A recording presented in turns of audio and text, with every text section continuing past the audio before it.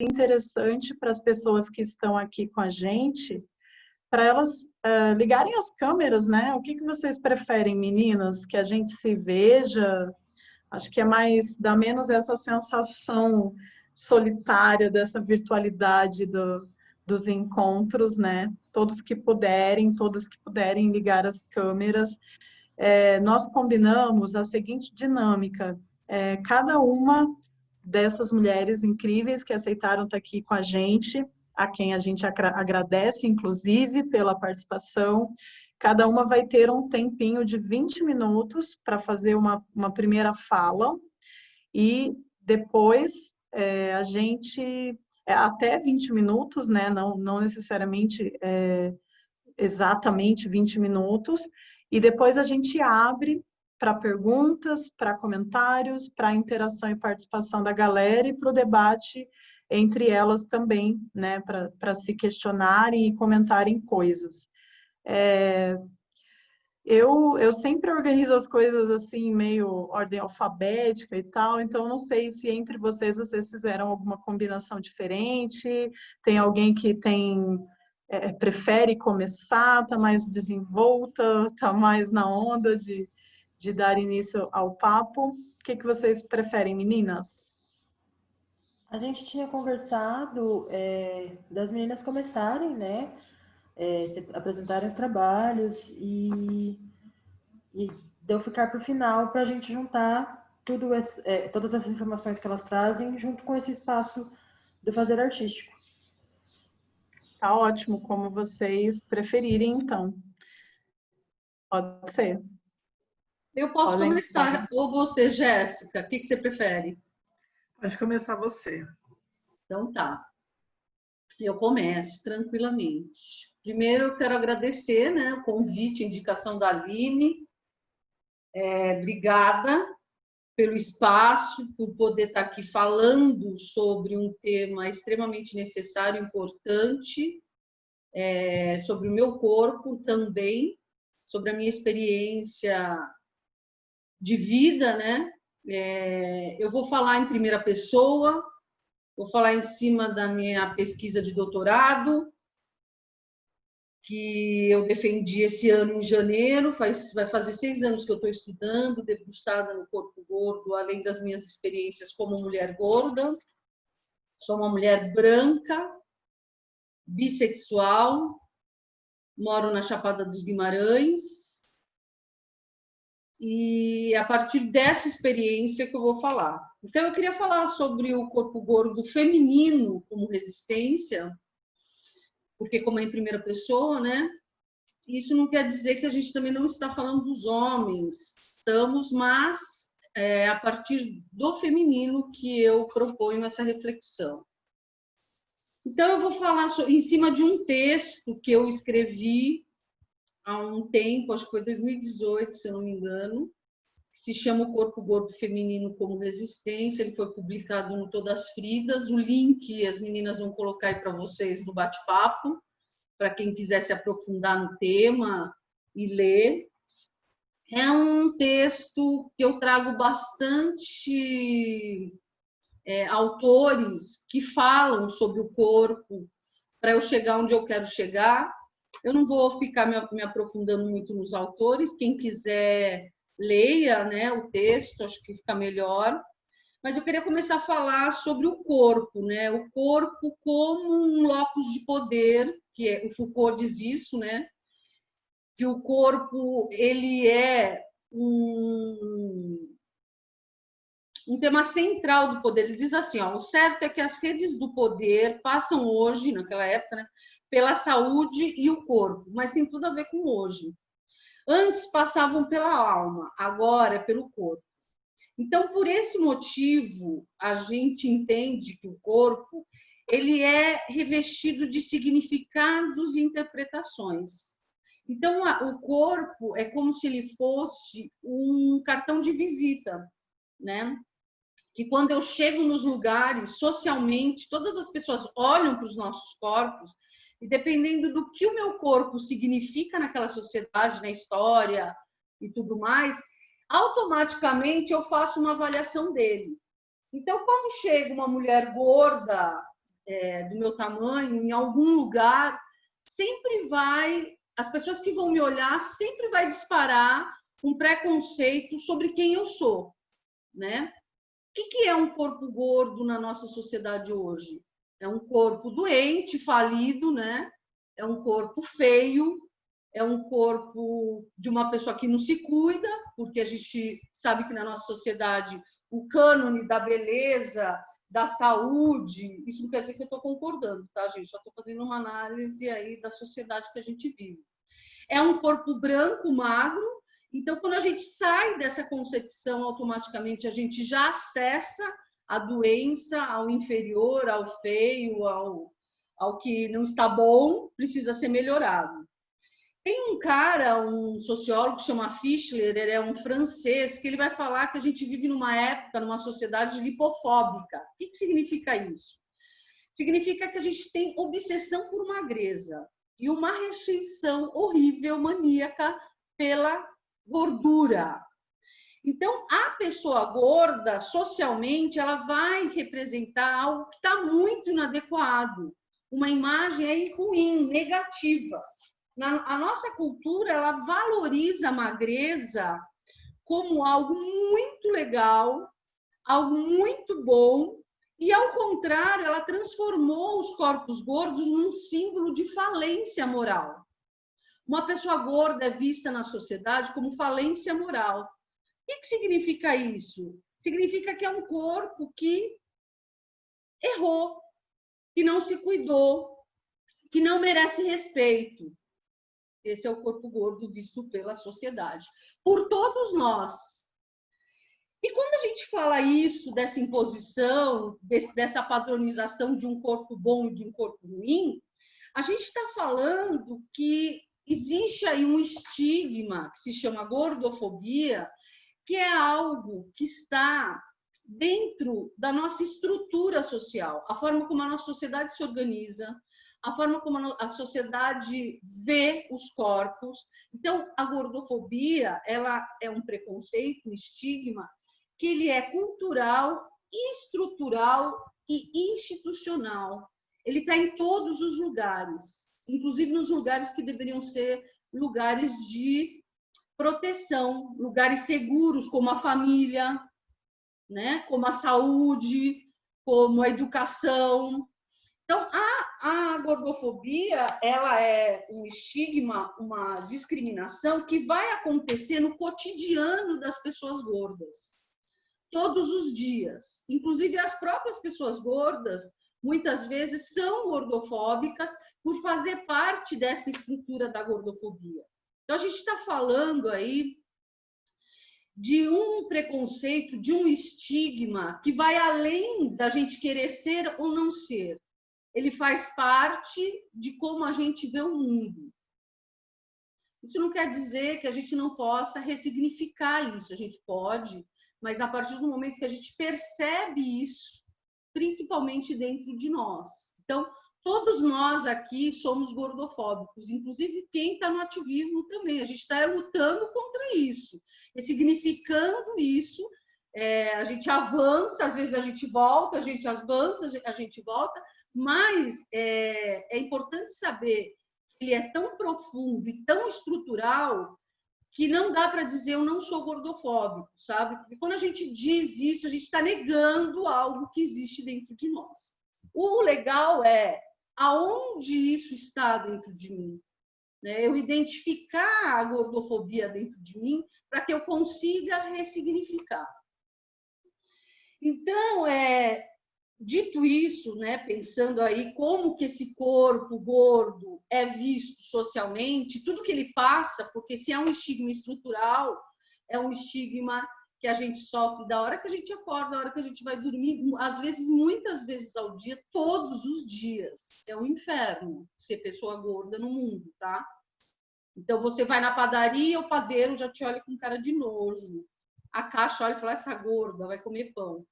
Aí você tenta passar pela roleta no final e você não passa na roleta lá da padaria para ver se você roubou alguma coisa. Você tem que falar pro cara, posso dar a volta?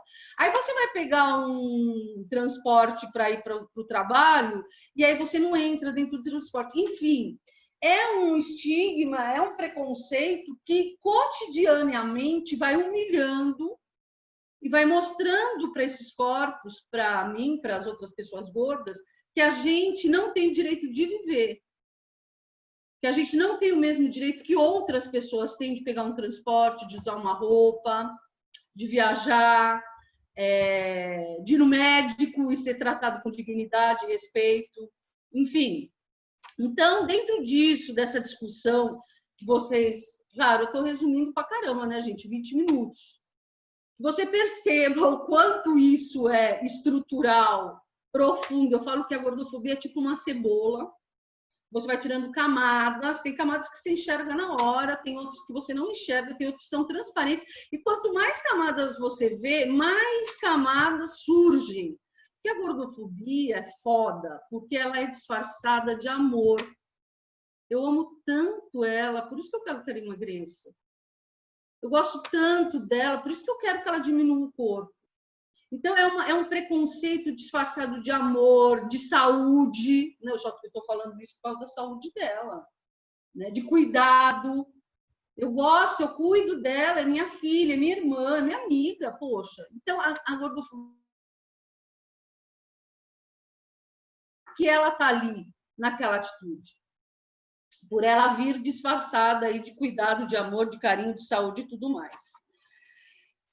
Então, quando a gente tem um corpo gordo que passa por tudo isso muitas vezes, e a gente consegue ressignificar isso, assumir que nós somos gordos e fazer disso um ativismo, isso é pura resistência, isso é revolução, isso é político. Tá?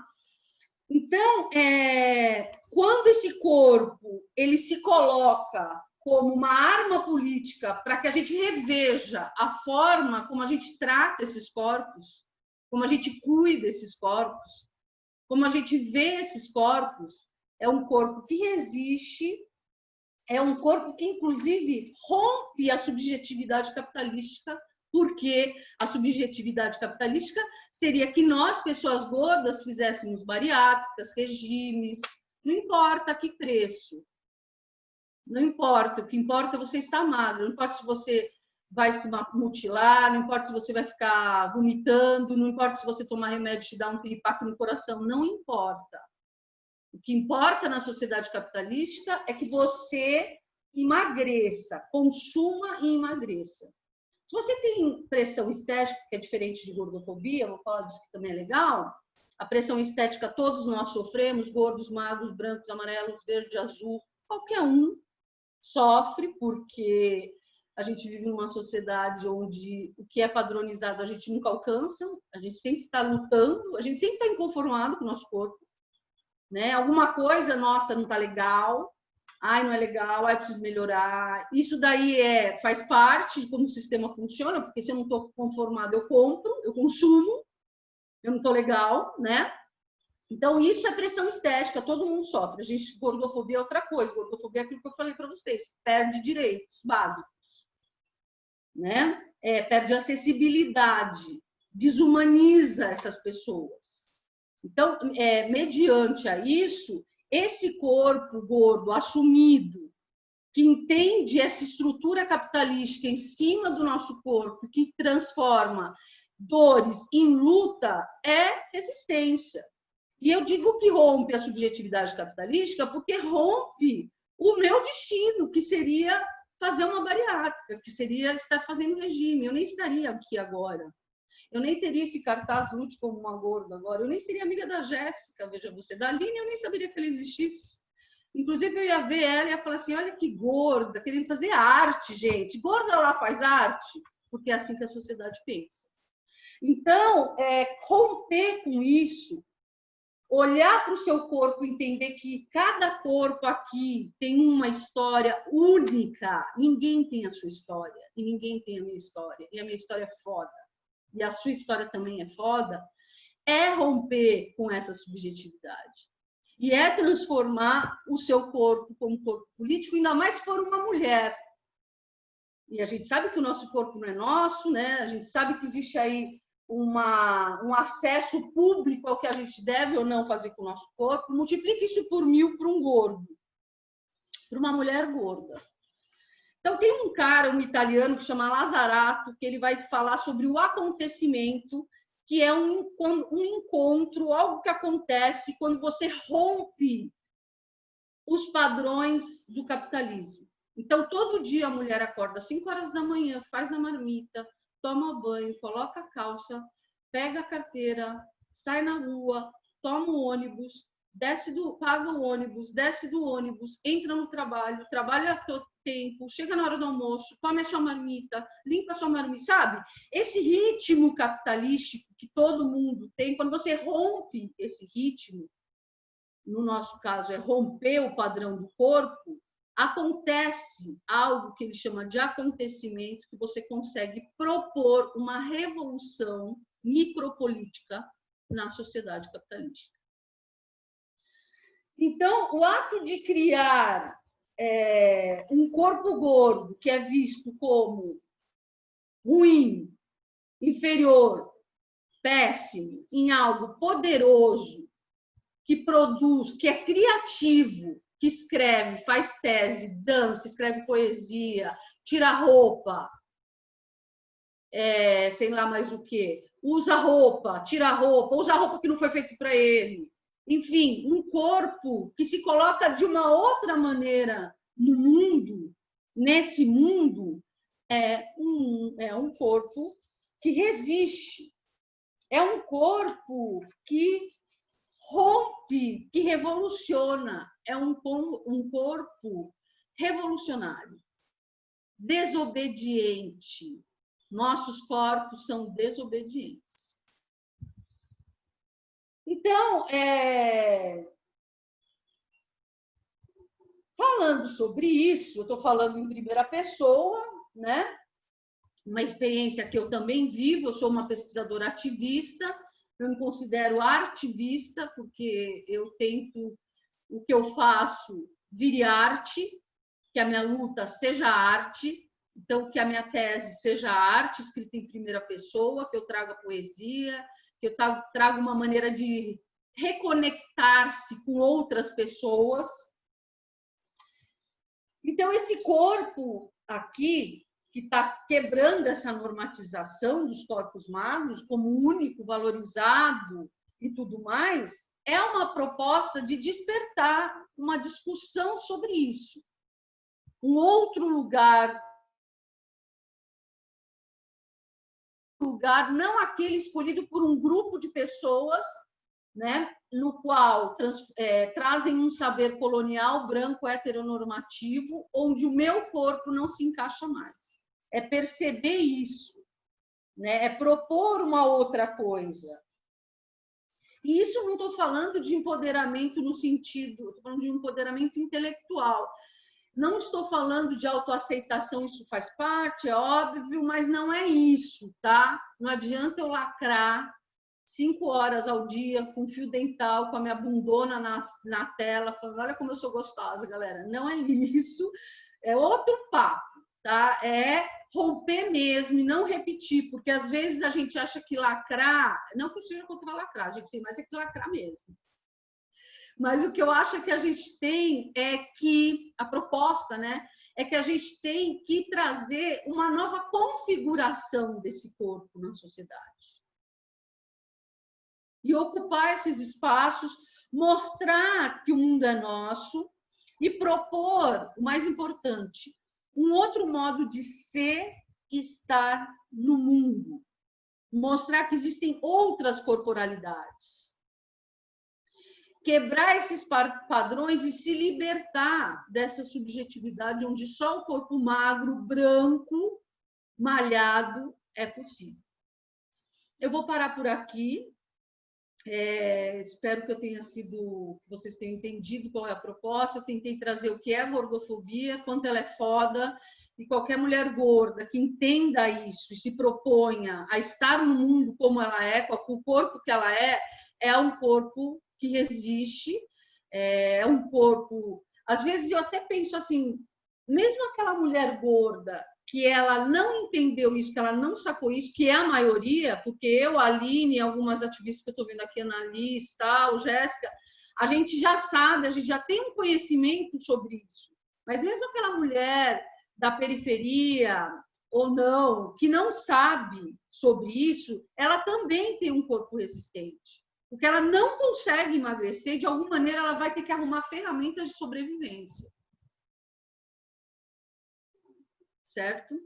Então é isso. Obrigada aí por vocês me ouvirem. A Jéssica e a Aline vai ajudar aí na complementação do papo. Obrigada, gente. Obrigada, Malu. Seguimos com a Jéssica? Vamos lá. Nossa, é uma responsa, né? Falar depois da Malu, eu devia ter feito o contrário. Agora que eu percebi como é que eu fui burra, porque não sei nem o que falar depois dela. Mas pensando nessa pauta, né? Então, o corpo gordo enquanto resistência, eu gosto muito desse gancho que ela deixou para mim, né? Essa passada de bola, eu acho que faz muito sentido, inclusive dentro da minha própria trajetória e da minha pesquisa, que mesmo essa mulher que é periférica, que está existindo para além dessas discussões que a gente tem feito, que sequer está familiarizada com termos como gordofobia, enfim, tudo mais, mas que sente isso todos os dias e que se vê, de alguma forma, obrigada a criar mecanismos e formas de existir num mundo em que diz o tempo todo que ela não pode, que ela não deve existir. Eu tenho pesquisado ultimamente muitos corpos dissidentes a partir da perspectiva queer, né, que trata esses corpos como anormais e subalternizados, né? Então, muito pelo viés da Judith Butler, do Paul Preciado, da Virginie Despentes, enfim, e outros teóricos que tratam dessa ameaça a partir desses corpos, e que nisso incluem-se, então, posteriormente, né, no primeiro momento, seriam lidos os corpos abjetos, seriam os corpos trans, enfim, os corpos que estão inseridos na sigla LGBTQIA+. No entanto, mais recentemente, sobretudo na obra da Butler, ela trata, então, desses corpos abjetos como corpos que também seriam os corpos gordos, os corpos periféricos, os corpos que, enfim, fazem, né, que estão fazendo e que existem na sociedade e que estão ali comendo pelas beiradas e que sem eles talvez a sociedade desmoronaria. No entanto, são corpos que dão uma sustentação para que essa norma ocorra, né? Então, são corpos que na verdade existem para além daquilo tudo que está posto como normativo, né, que foi o que a Malu falou, para além desse corpo branco, magro, heterossexual e muito semelhante a um corpo europeu, enfim, um corpo que nem existe, né, tanto aqui no Brasil, mas que é perseguido e que é buscado a partir de uma perspectiva capitalista, né. E daí você existir num corpo feminino já é um motivo de resistência, né? Porque corpos femininos são ameaçados e vêm com uma tarjeta de extermínio naturalmente a partir do momento em que se nasce, né? São corpos que são violados o tempo todo, seja por dentro de casa, né? Seja no transporte público, seja na escola, seja com familiares, enfim. São corpos que vêm sendo violados o tempo todo. Então, ser um corpo feminino já é um motivo de violação, já é ter esse alvo de extermínio nas costas e na cara. Ser um corpo feminino gordo, mais ainda, né? Porque a sociedade não quer, de fato, que esses corpos gordos existam. E aí, se a gente for tirar um pouco dessa questão teórica e trazer um pouco mais para a questão prática, a gente entende que essa existência é ameaçada quando você não tem uma cadeira que te caiba para sentar, quando você, de fato, não tem roupa para se vestir, ainda que argumentem, nossa, mas a moda plus até o número 58, 60, quem veste um número acima disso não é contemplado, é extremamente caro, é restrito aos grandes centros e, enfim, não abarca todos esses corpos. Você não tem... É impossível comer em público, né? A Malu também mencionou isso, a cena da padaria e tal. É impossível que você se alimente em público. É impossível que você ande no elevador. E, para mim, o mais desumanizador que existe no mundo é você não conseguir tratar da sua saúde. Então, cobra-se que os corpos sejam saudáveis. E eu acho que é massa a gente falar um pouco sobre a patologização do corpo gordo, né? Porque o que acontece com essa patologização? A comunidade científica e a comunidade médica, elas criam enfim, toda a literatura produzida até hoje sobre corpos, sobretudo sobre corpos gordos, é apontando esses corpos como corpos doentes. Então, academicamente, esses corpos são lidos como corpos doentes. E aí, diante disso, a única forma da gente conseguir quebrar essa hegemonia acadêmica e científica é também produzindo ciência, rebatendo estes argumentos, ou seja, provando que nem todo corpo gordo é doente. Mas a gente sabe que assim, a gente está muito distante disso, por mais que a gente produza conhecimento e produza conhecimento acadêmico e tenha esse tipo de evento aqui para discutir, é muito difícil que a gente alcance isso, né? E aí, com essa patologização, cobra-se que os corpos sejam, então, saudáveis. E aí é muito comum, todo mundo que está aqui que é gorda seguramente já ouviu isso, e quem não é gorda seguramente já falou isso. Ah, ser gorda tudo bem, mas tem que ser saudável. Então, assim, não é uma questão estética, é pela saúde, a pessoa tem que ser saudável. Mas aí ignora-se o fato de que pessoas saudáveis também podem ser gordas. Então, pessoas que caminham, que correm, que nadam, que vão na academia, que são veganas, que são vegetarianas, que comem regradamente, que não tomam refrigerante, não comem doce, podem ser gordas e não necessariamente elas estão doentes. No entanto, cobra-se exaustivamente essa questão da saúde. Aí a pessoa gorda, um dia ela acorda e fala, bom, então eu vou cuidar da minha saúde, né? Não é nenhuma questão estética, mas eu vou cuidar da minha saúde. E daí ela vai no médico. Daí quando ela chega no médico, acontece o negócio mais horroroso do mundo, que a balança não aguenta o corpo dela, a maca não aguenta o peso dela, ela vai precisar fazer uma ressonância magnética e ela não consegue porque a máquina também não suporta o corpo dela. E aí ela é enviada para um hospital veterinário, dependendo da situação que ela tiver, se ela tiver muito mal e tudo mais, ela é enviada para um hospital veterinário. E isso... aí a gente volta, né, e cai na teoria queer, que são os corpos anormais, né, e mais do que isso, são os corpos animalizados, né, e você animalizar uma pessoa, você tira essa pessoa do lugar dela enquanto sujeito, você destitui ela do campo simbólico do sujeito, você trata ela como um animal, ela não está apta a viver em sociedade, uma vez que ela precisa ir para um hospital veterinário fazer um exame.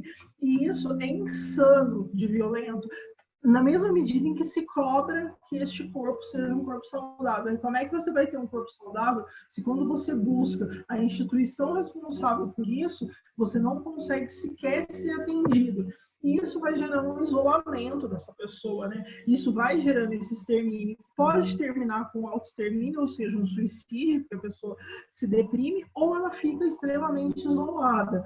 E aí, estando extremamente isolada, ela não vive em sociedade. Aí esse corpo deixa de ser um corpo produtivo, deixa de ser um corpo celebrativo, deixa de ser um corpo que resiste. Ou seja, isso acontece todos os dias, né? Eu já saí na rua e já fui agredido por ser uma pessoa gorda, já me jogaram pedra, já cuspiram na minha cara, já picharam o muro da minha casa. Então, assim, só para ilustrar, mas acontece todos os dias. Você vai entrar no elevador, você vai subir uma escada, qualquer coisa que você vai fazer fora da sua casa, sendo uma pessoa gorda, você vai ser atacada por isso. E é do ser humano você querer se proteger disso. O único jeito de você se proteger é não saindo mais, né? Ou lutando contra isso. Ou seja, o tempo todo o mundo está te dizendo para você não existir, para você não existir da forma como você é. Porque se você teimar em existir da forma como você vai ser agredido, você vai ser atacado por conta disso.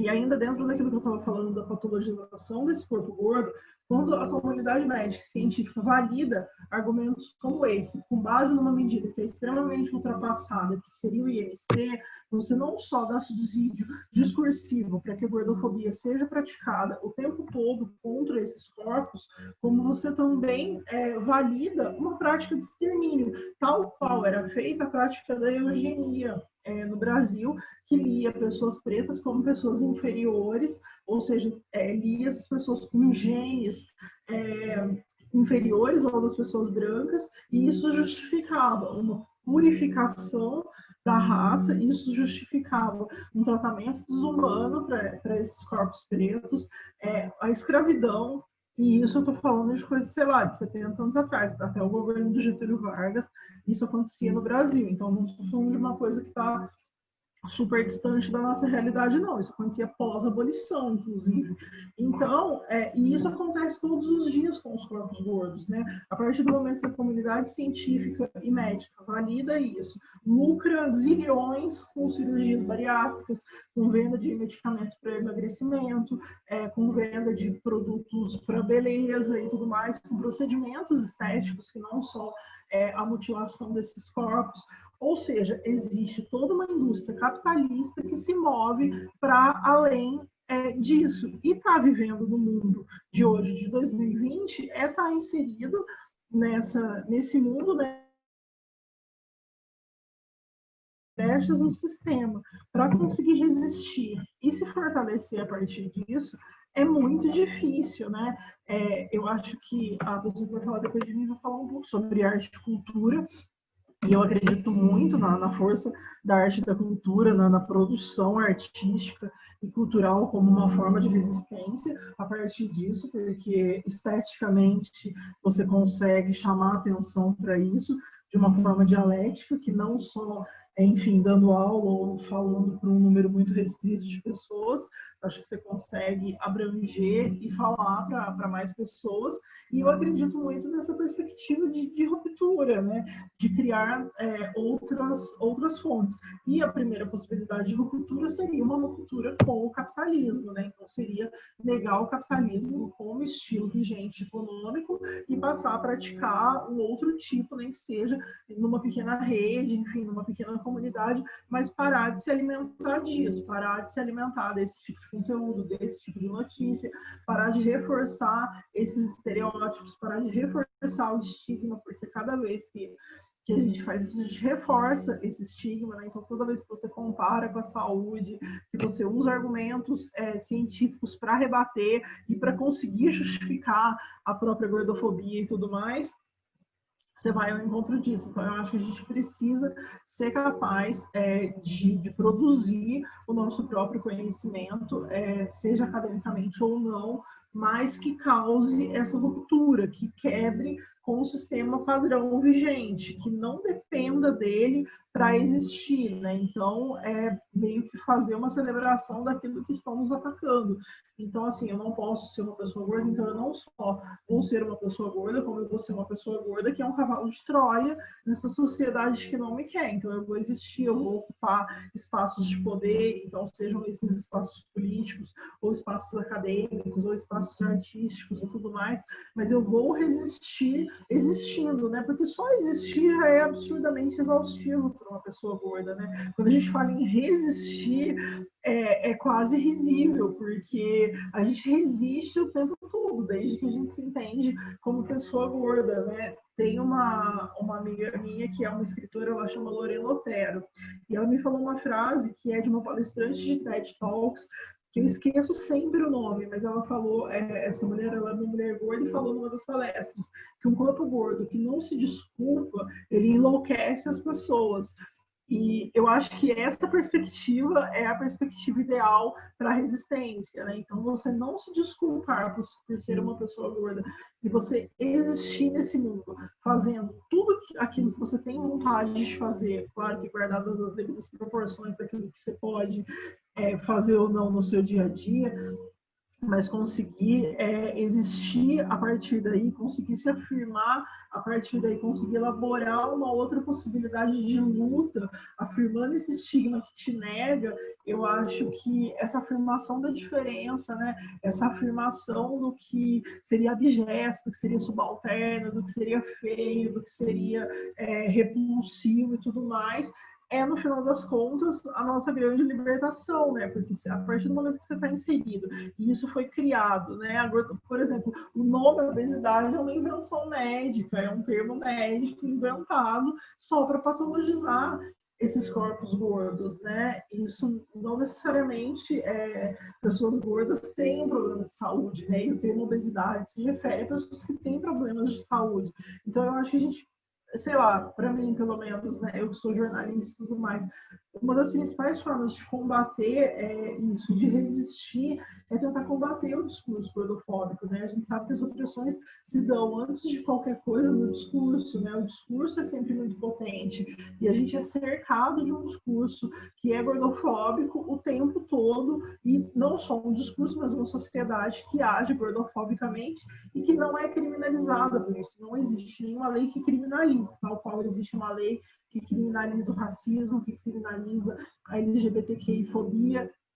Existem leis que criminalizam preconceitos nesse âmbito, mas não existe nenhuma lei que criminaliza a gordofobia. Ela não é só super legalizada, como ela é celebrada, né? Como é bonito você ser gordofóbico, né? É muito exultante a pessoa ficar exaltando a magreza de si mesma ou de outros, sobretudo nas redes sociais e tudo mais, mas também é muito exaustivo para a pessoa gorda ficar deparando com isso tudo e ter que existir a partir disso, né? Tem que existir uma sociedade que vomita na cara dela o tempo todo, dizendo o quanto ela é inadequada para existir nessa sociedade.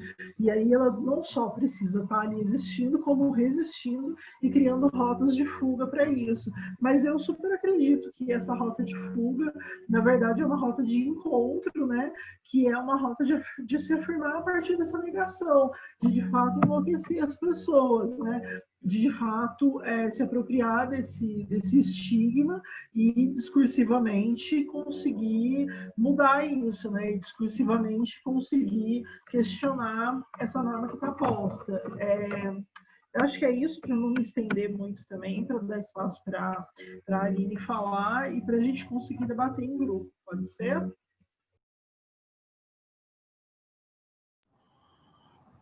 Perfeição. Gente, então vamos lá. Eu tô sentindo que o meu fone tá com um pouquinho de problema. Então, se vocês perceberem que não tá indo áudio, vocês me dão um alô que a gente troca, tá? Primeiro, obrigada, Malu, obrigada, Jéssica, pra gente estar podendo fazer essa troca. Muito obrigada a todo mundo que está participando do Só em Cena, que está acompanhando a programação, que está né, ao banquete de obscenidades ontem, que é um processo que fala justamente desses espaços. Eu tô rindo aqui sozinha porque um dos exemplos que vocês deram é como que eu vou na padaria e o padeiro vai me olhar e vai falar que, tipo, aquela gorda vai comer pão. Na fila do pão, eu sou a dona da padaria. Então eu sou a gorda que vai olhar para você e vai falar, come pão mesmo, entendeu?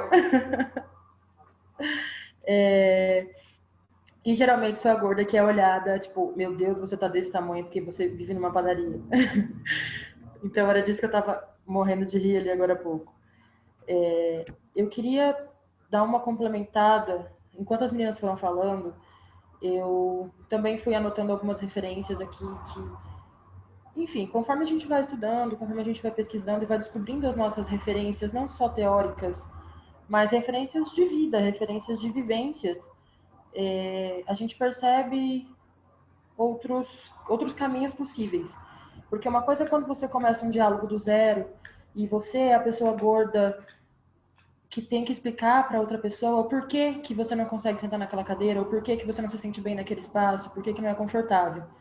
E outra coisa é você abrir um diálogo com outras pessoas que já estão acostumadas, né? Já vivem, ou já passaram, ou já têm essa consciência de acessibilidade para esses corpos.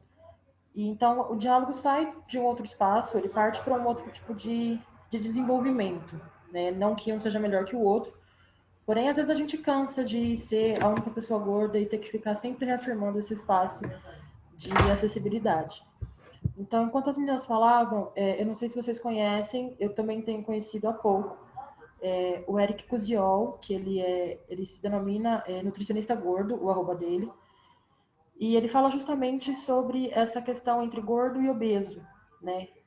A importância da denominação do obeso, porque ela garante que um paciente seja diagnosticado e tratado, porque, assim, é um risco de vida, né? Um risco de morte, e isso é necessário para que um paciente seja tratado, seja, enfim, medicado, seja tomado as devidas proporções. Claro que dentro de tudo, de todas essas debilidades de espaço, de estrutura, que as meninas já levantaram. Mas o que ele afirma quando ele diz isso? Que você definir, você ter essa consciência de que existem pessoas gordas e existem pessoas obesas, é essencial, no sentido de que, quando você vê uma pessoa careca na rua, você automaticamente vai falar que ela tem câncer? Tipo isso, sabe? Ou ela pode ser uma pessoa que é careca e é desconstruída e é uma pessoa careca. Então, assim, nem toda pessoa gorda é doente, nem toda pessoa doente é gorda. Porém, é necessário a gente perder o medo da palavra, porque isso mexe com as vidas das pessoas. Então, se um médico, enfim, se qualquer sistema de saúde diagnostica qualquer pessoa gorda como obesa, isso também é preocupante, porque e se não for essa a questão, sabe? Se for qualquer outra questão que não envolva o fator peso, o fator tamanho, então você está colocando em risco a vida de uma pessoa por um diagnóstico errado.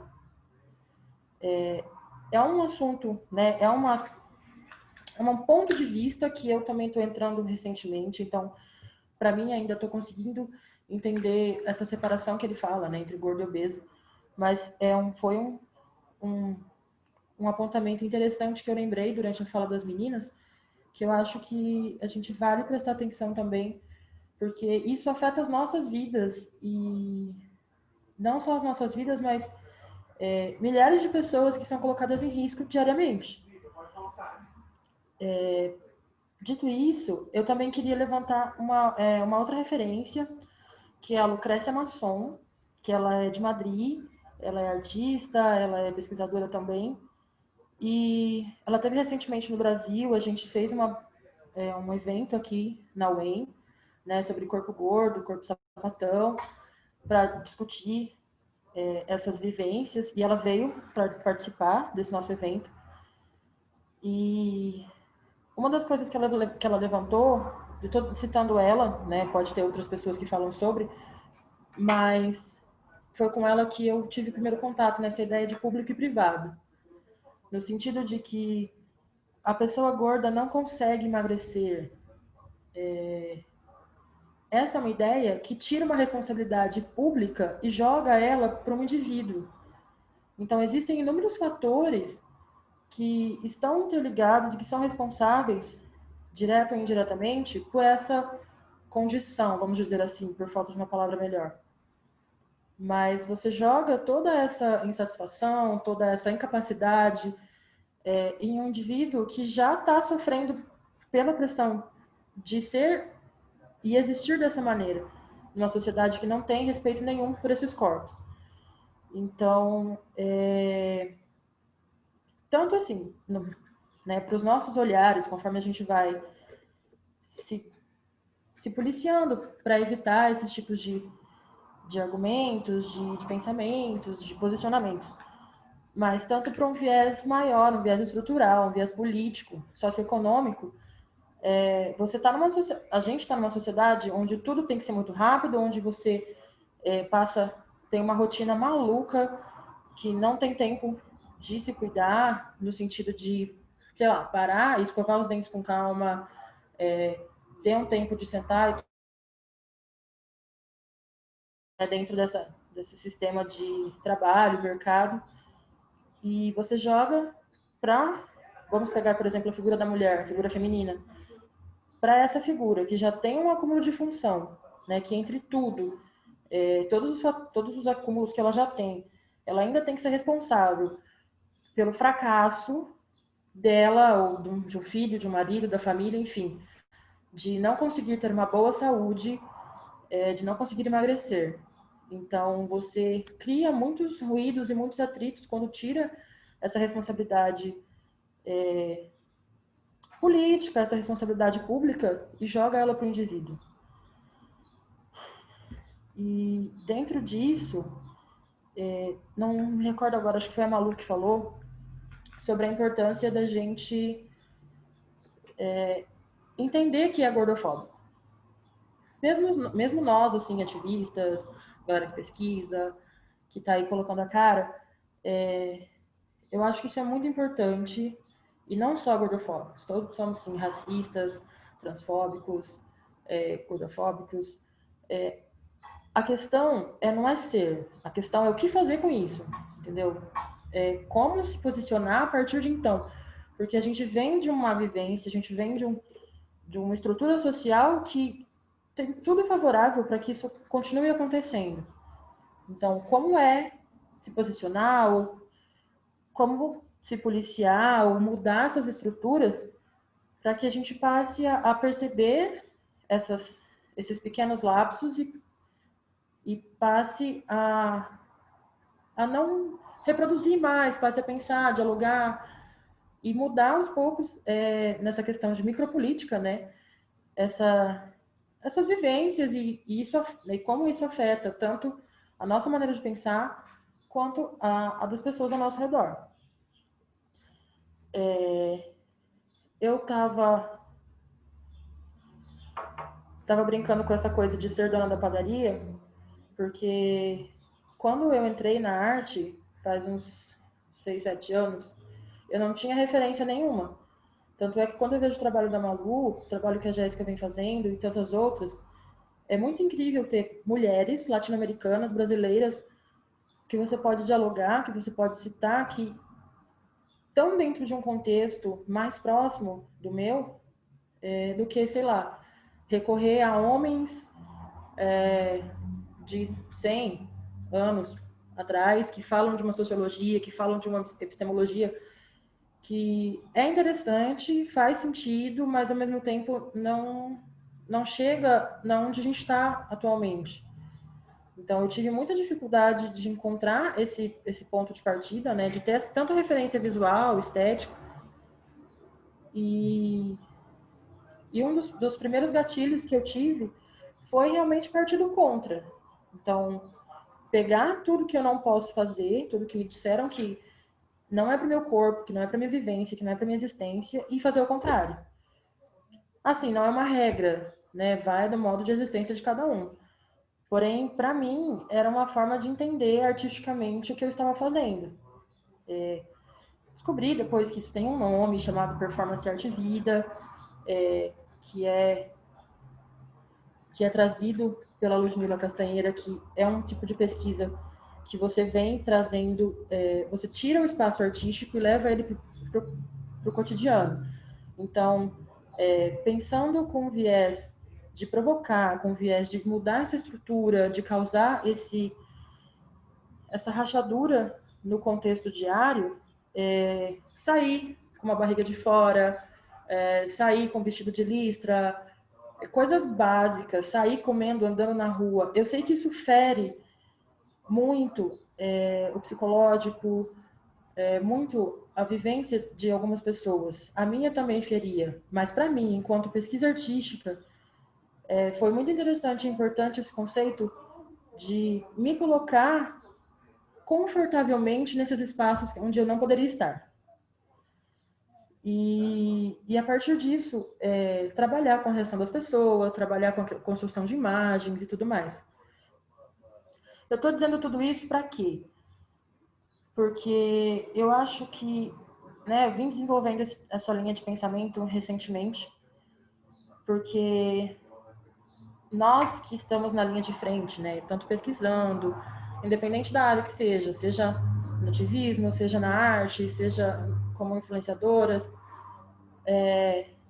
geralmente as pessoas voltam o foco para essas figuras públicas e se esquecem que existem outras figuras que também são gordas e que também são necessárias e que é preciso, é urgente que se aplique todo esse diálogo com essas pessoas também. Então, pensando do ponto de vista artístico, existe,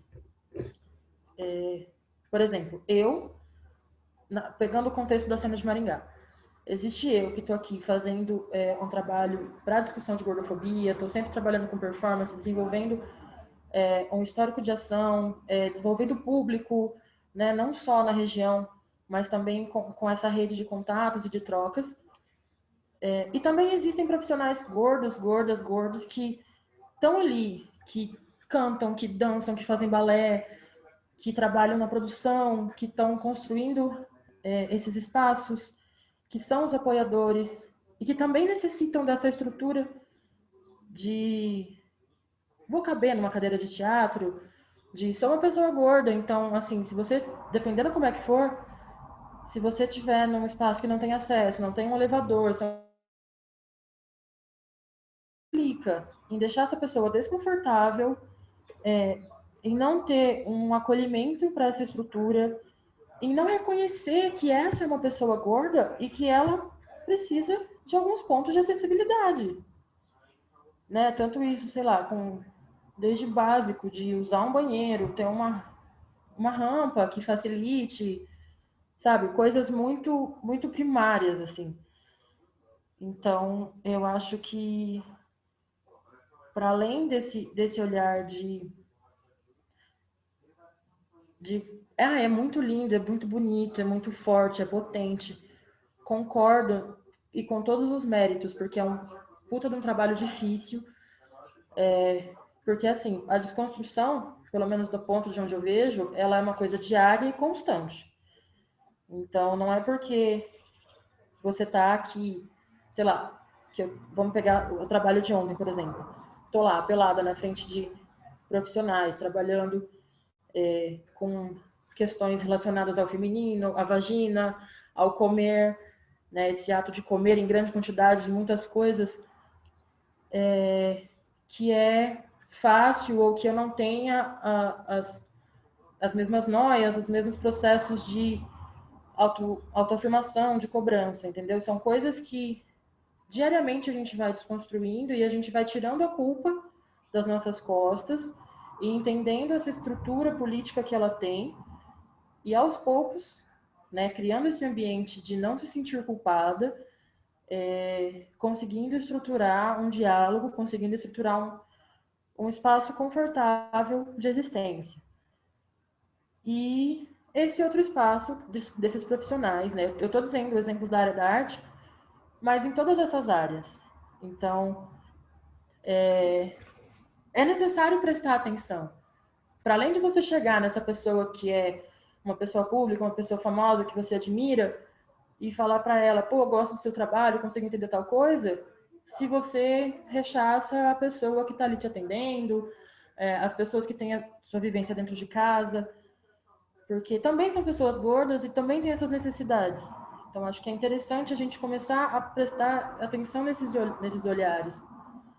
E eu estou dizendo para o outro também, mas muitas vezes para si, né? Porque a gente vai lá e elogia e gosta de um trabalho e entende, dialoga, né? Começa a perceber e muitas vezes se cobra de maneira excessiva ou não consegue se colocar nesse espaço de que também é uma parte de autocuidado, né? Não estou dizendo que é uma coisa fácil, que é uma coisa que estalou os dedos acontece. Porém, é o que recentemente vem me movendo, essa questão desses olhares, né? Esses corpos que, para além da esfera pública, da esfera de linha de frente, precisam se reconhecer enquanto corpos gordos. Tanto enquanto indivíduos, tanto quanto o seu entorno, né? Então, como isso melhora essa existência profissional, humana, enfim, nesse sentido. Eu acho que eu consegui dizer um pouco do que eu queria. E a gente podia dialogar e conversar, não sei como é que vocês querem fazer. Eu queria falar um pouco, posso? Pode. Queria falar sobre o que você falou, porque, como eu falei, eu estou pesquisando, né? Eu sou uma pesquisadora sobre gordofobia. Isso que o Eric falou, ele está equivocado, sabe? Queria que você prestasse atenção nisso. Então, eu vou propor aqui, eu trazer o que eu estudo aí há 6 anos, dentro de teóricos, não sou eu que estou falando, não, existem pessoas que estudam isso, né? E a importância da gente entender que a palavra obesidade, e essa obesidade não é uma doença, ela não é uma doença, ela é uma construção médica, eu vou explicar. Tem um cara muito importante que ele chama Jean-Pierre Poulain, esse livro aqui, ó, que a gente chama de Bíblia, né? Tá no meu curso, por isso que é importante a gente ler também, estudar. Os estudos do corpo gordo é teoria, né? Tem estudos e tal.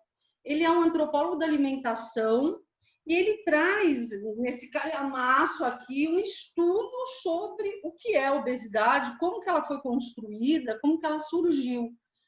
E assim, resumindo, ele vai mostrar em estatísticas e números que a obesidade, primeiro, não é uma doença, porque ela em si não é uma doença. Segundo, que existe um interesse mercadológico gigantesco por trás disso, dessa construção. Houve muita discussão e muita briga para que não se tornasse uma doença. Só em 2013 que eles conseguiram. E os profissionais médicos nos Estados Unidos que estão envolvidos nessa criação da doença da obesidade são homens brancos, magros, héteros, donos de farmacêuticas e da grande empresa que é a bariátrica, sabe? Então, o tema central do ativismo gordo, nós que somos ativistas gordas, o nosso tema central, nossa luta central é que a obesidade seja desmascarada. Porque trazer a pessoa gorda como doente, eu sou considerada obesa mórbida 4, era para eu estar morta. Todo lugar que eu vou, dentro dos hospitais e das clínicas, eu saio com o atestado que eu vou morrer se eu não fizer uma bariátrica. Eu faço yoga, eu sou doutora, eu moro em Chapada dos Guimarães, eu tenho o privilégio de comer orgânico, eu também tenho que ficar me justificando. Mas é uma mentira isso. É uma mentira que só, inclusive, apoia e dá aí um discurso de poder da medicina, que eu não sei o que acontece, que a gente não pode questionar a medicina. É como se a medicina fosse o Olimpo e o resto tivesse que obedecer. Pensa quem é a medicina, gente. A medicina é uma elite branca de saberes europeus que a gente nem sabe de onde que vem, o que eles dizem. Eles mandam no mundo, né?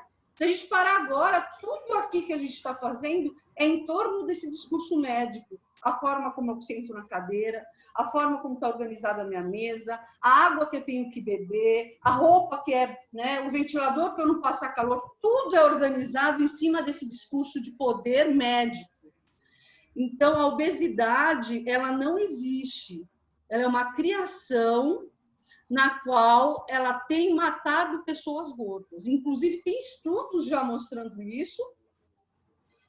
Saiu um artigo numa revista que chama Nature, não sei o que lá, que é super famosa, se eu colocar, eu posso mandar para vocês, inclusive. Mais de 120 órgãos ligados à saúde no mundo todo questionam a obesidade, inclusive dizem que a gordofobia mata muito mais que a própria obesidade. E vou dar um exemplo. Por exemplo, na minha tese, existia uma mulher que ela estava há 7 anos sem ir no ginecologista, porque às vezes que ela tinha ido, ela tinha sido muito maltratada, a roupinha lá que a gente coloca que nunca fecha, que aquilo é uma humilhação do caramba, e o medo que ela tinha da maca cair na hora do exame, porque a última vez que ela tinha ido tinha feito barulho, enfim. Traumatizada, ela não foi durante 7 anos. Quando ela foi, depois desses 7 anos, ela descobriu que tinha um câncer e morreu de câncer de colo de útero. E a irmã dela me contando como que ela foi considerada, a morte dela foi considerada o quê? Obesidade. Não foi obesidade. foi gordofobia. Ela não foi no médico por causa da gordofobia, ela morreu de gordofobia. Então, a medicina, ela faz de uma maneira onde esses números nem aparecem. E essa é a crítica que a gente faz. Então, os estudos do corpo gordo criticam essa construção desse saber sobre os nossos corpos que nos matam. Então, usar a palavra obesidade, apoiar a palavra obesidade, não é legal, exatamente por causa disso. Outra coisa que eu quero falar é sobre os teóricos antigos, né? É muito importante os teóricos antigos. Quem veio antes da gente? É super importante, né? Eles vêm... Tem um filósofo, por exemplo, que eu descobri no século XVIII, já questionando a medicina. Lá, ele já falava, olha, esse discurso é de dominação, cuidado. Lembrem-se que a medicina disse que pessoas homossexuais eram doentes. Ela apoiou o racismo. Ela apoiou a morte. Morte não, ela apoiou a crueldade ante os corpos negros. A medicina não é uma coisa legal que a gente não pode questionar por causa que ela traz saúde. Ela é capitalística, sabe? Ela sustenta o capitalismo. Ela é um dos discursos que mais sustenta o capitalismo. Então, entender isso é muito importante. Existe uma confusão que as pessoas fazem e propagam isso ainda. Eu já conversei isso com o Eric, o perigo que é ele falar isso, sabe? Porque ele não estudou gordofobia, ele não sabe o que ele está falando. E ele sabe, eu falo isso porque eu já falei isso para ele, tá, gente? E eu sou amiga dele. Eu dei meu curso, inclusive. Falei, ó, faz meu curso lá para a gente entender isso aí. Eu não estou criticando ninguém, só estou trazendo isso porque a gente vai se ludibriando com essa coisa. Não, mas é importante. Assim, não é. Não tem salvado vidas, muito pelo contrário. Eu conheço a Lucrécia Masson, ela é ótima mesmo, né? Ela tem um livro que chama Epistemologia Ruminante. Ela é argentina, ela estava lá no encontro do ativismo gordo em Bogotá, ano passado que eu fui, e ela é maravilhosa. Então, acho que a gente precisa entender um pouco sobre a ciência, né? O que é a ciência, essa ciência capitalística, essa ciência desumana, essa ciência que não está preocupada com os corpos, nem está preocupada com a nossa saúde, ela está preocupada em ganhar dinheiro. É assim que a ciência funciona. Eu não sou contra a ciência, não, tá, gente? O povo fala assim, eu não sou terra plana, né? Não é isso, tá? Muito pelo contrário, o que eu faço a ciência, né? O que eu trago, a minha proposta é fazer ciência, mas uma ciência humana, uma ciência que respeite meu corpo, que respeite os corpos gordos, que respeite todos os corpos. E não é isso que ela tem feito. Se a gente parar para pensar aqui, quem é que faz medicina no nosso país? Eu tenho dado curso na formação de médicos, já dei vários. E a nova geração concorda com tudo que eu estou falando. Porque existem teóricos já levantando isso, sabe? Existem pesquisas já questionando essa saúde. Que saúde é essa, né, que não pode ser questionada? Então, toda ciência, esse é um slogan meu, tá? Toda ciência que não pode ser questionada, ela não é ciência, ela é violência. Então, eu acho importante eu falar, Aline, porque como eu sei, estudei, e aí também pode dar uma confusão na cabeça das pessoas, né? Sim, eu concordo, porque, como eu disse, eu vi esse posicionamento do Eric e, assim, de início, assim, foi uma coisa que muito me estranhou, porque era na contramão de tudo que eu vinha vendo, estudando e vendo, e tanto pelas vivências. Eu não cheguei a conversar com ele, então não sei da onde saiu essa ideia dele, como é que funciona. Às vezes as pessoas me chamam, falam, ai, Malu, então, a obesidade, porque o Eric falou, mas ele não fez tudo, ele fez nutrição, gente. Vocês querem ter nutricionista aqui, sabe o que eu estou falando. É um curso extremamente gordofóbico, mega, maníaco gordofóbico. A galera da nutrição vem fazer o curso comigo e fala assim, Malu, você não tem noção do que a gente aprende lá dentro. Sabe? Inclusive ficam puxando de orelha para fazer o teu curso, né?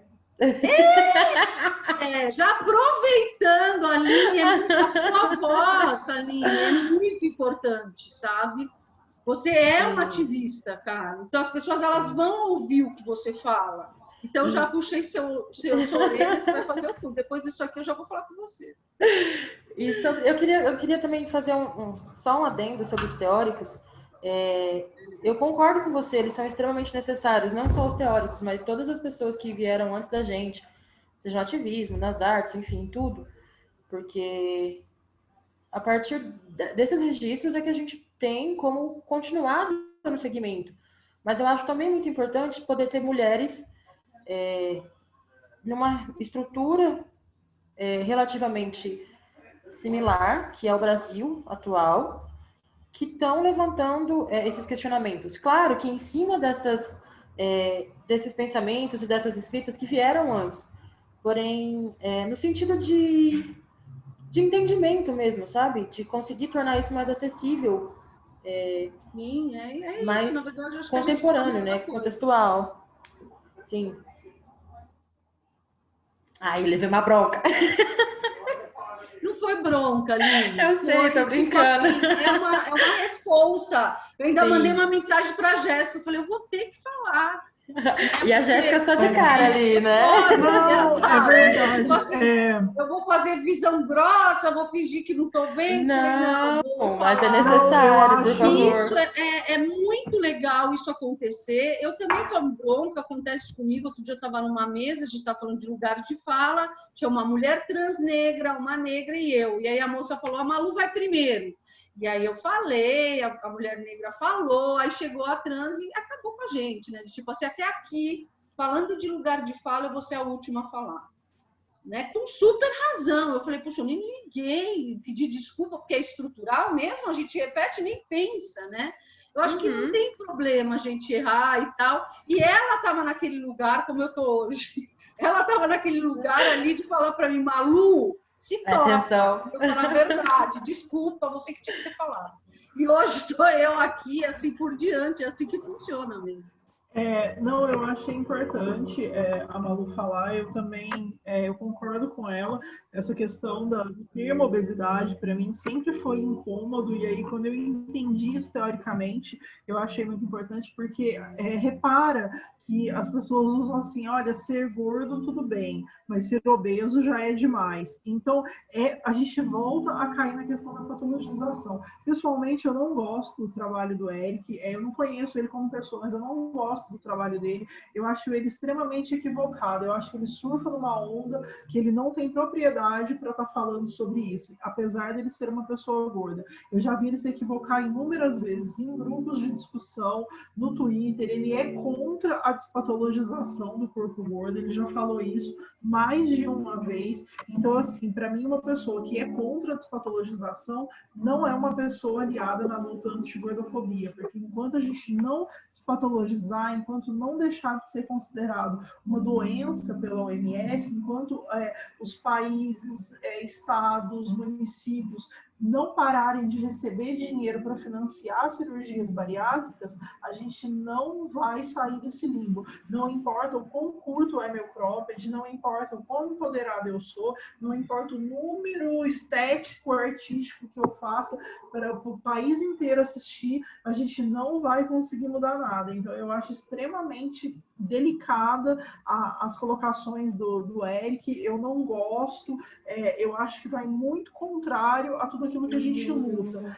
Eu seguia ele durante algum tempo, e aí eu até parei de seguir porque me atacava a ansiedade nesse sentido. Eu não conheço ele como pessoa, não sei de onde ele vem, o que, enfim, de onde surgiu, mas sei que do ponto de vista da militância antigordofóbica, não me contempla nem um pouco. E aí eu achei importante a Malu falar e trazer essa questão da pesquisa dela, porque senão a gente costuma cair muito nisso. Não estou aqui para falar mal de ninguém, não gosto disso, não gosto de falar das pessoas publicamente, mas eu acho que estando aqui entre mulheres, enfim, entre pessoas que estão debatendo a questão, o tema do corpo gordo como resistência, eu acho que é necessário a gente falar. Então, não é um ataque, mas é uma observação quanto ao que ele propaga do ponto de vista profissional nas redes sociais.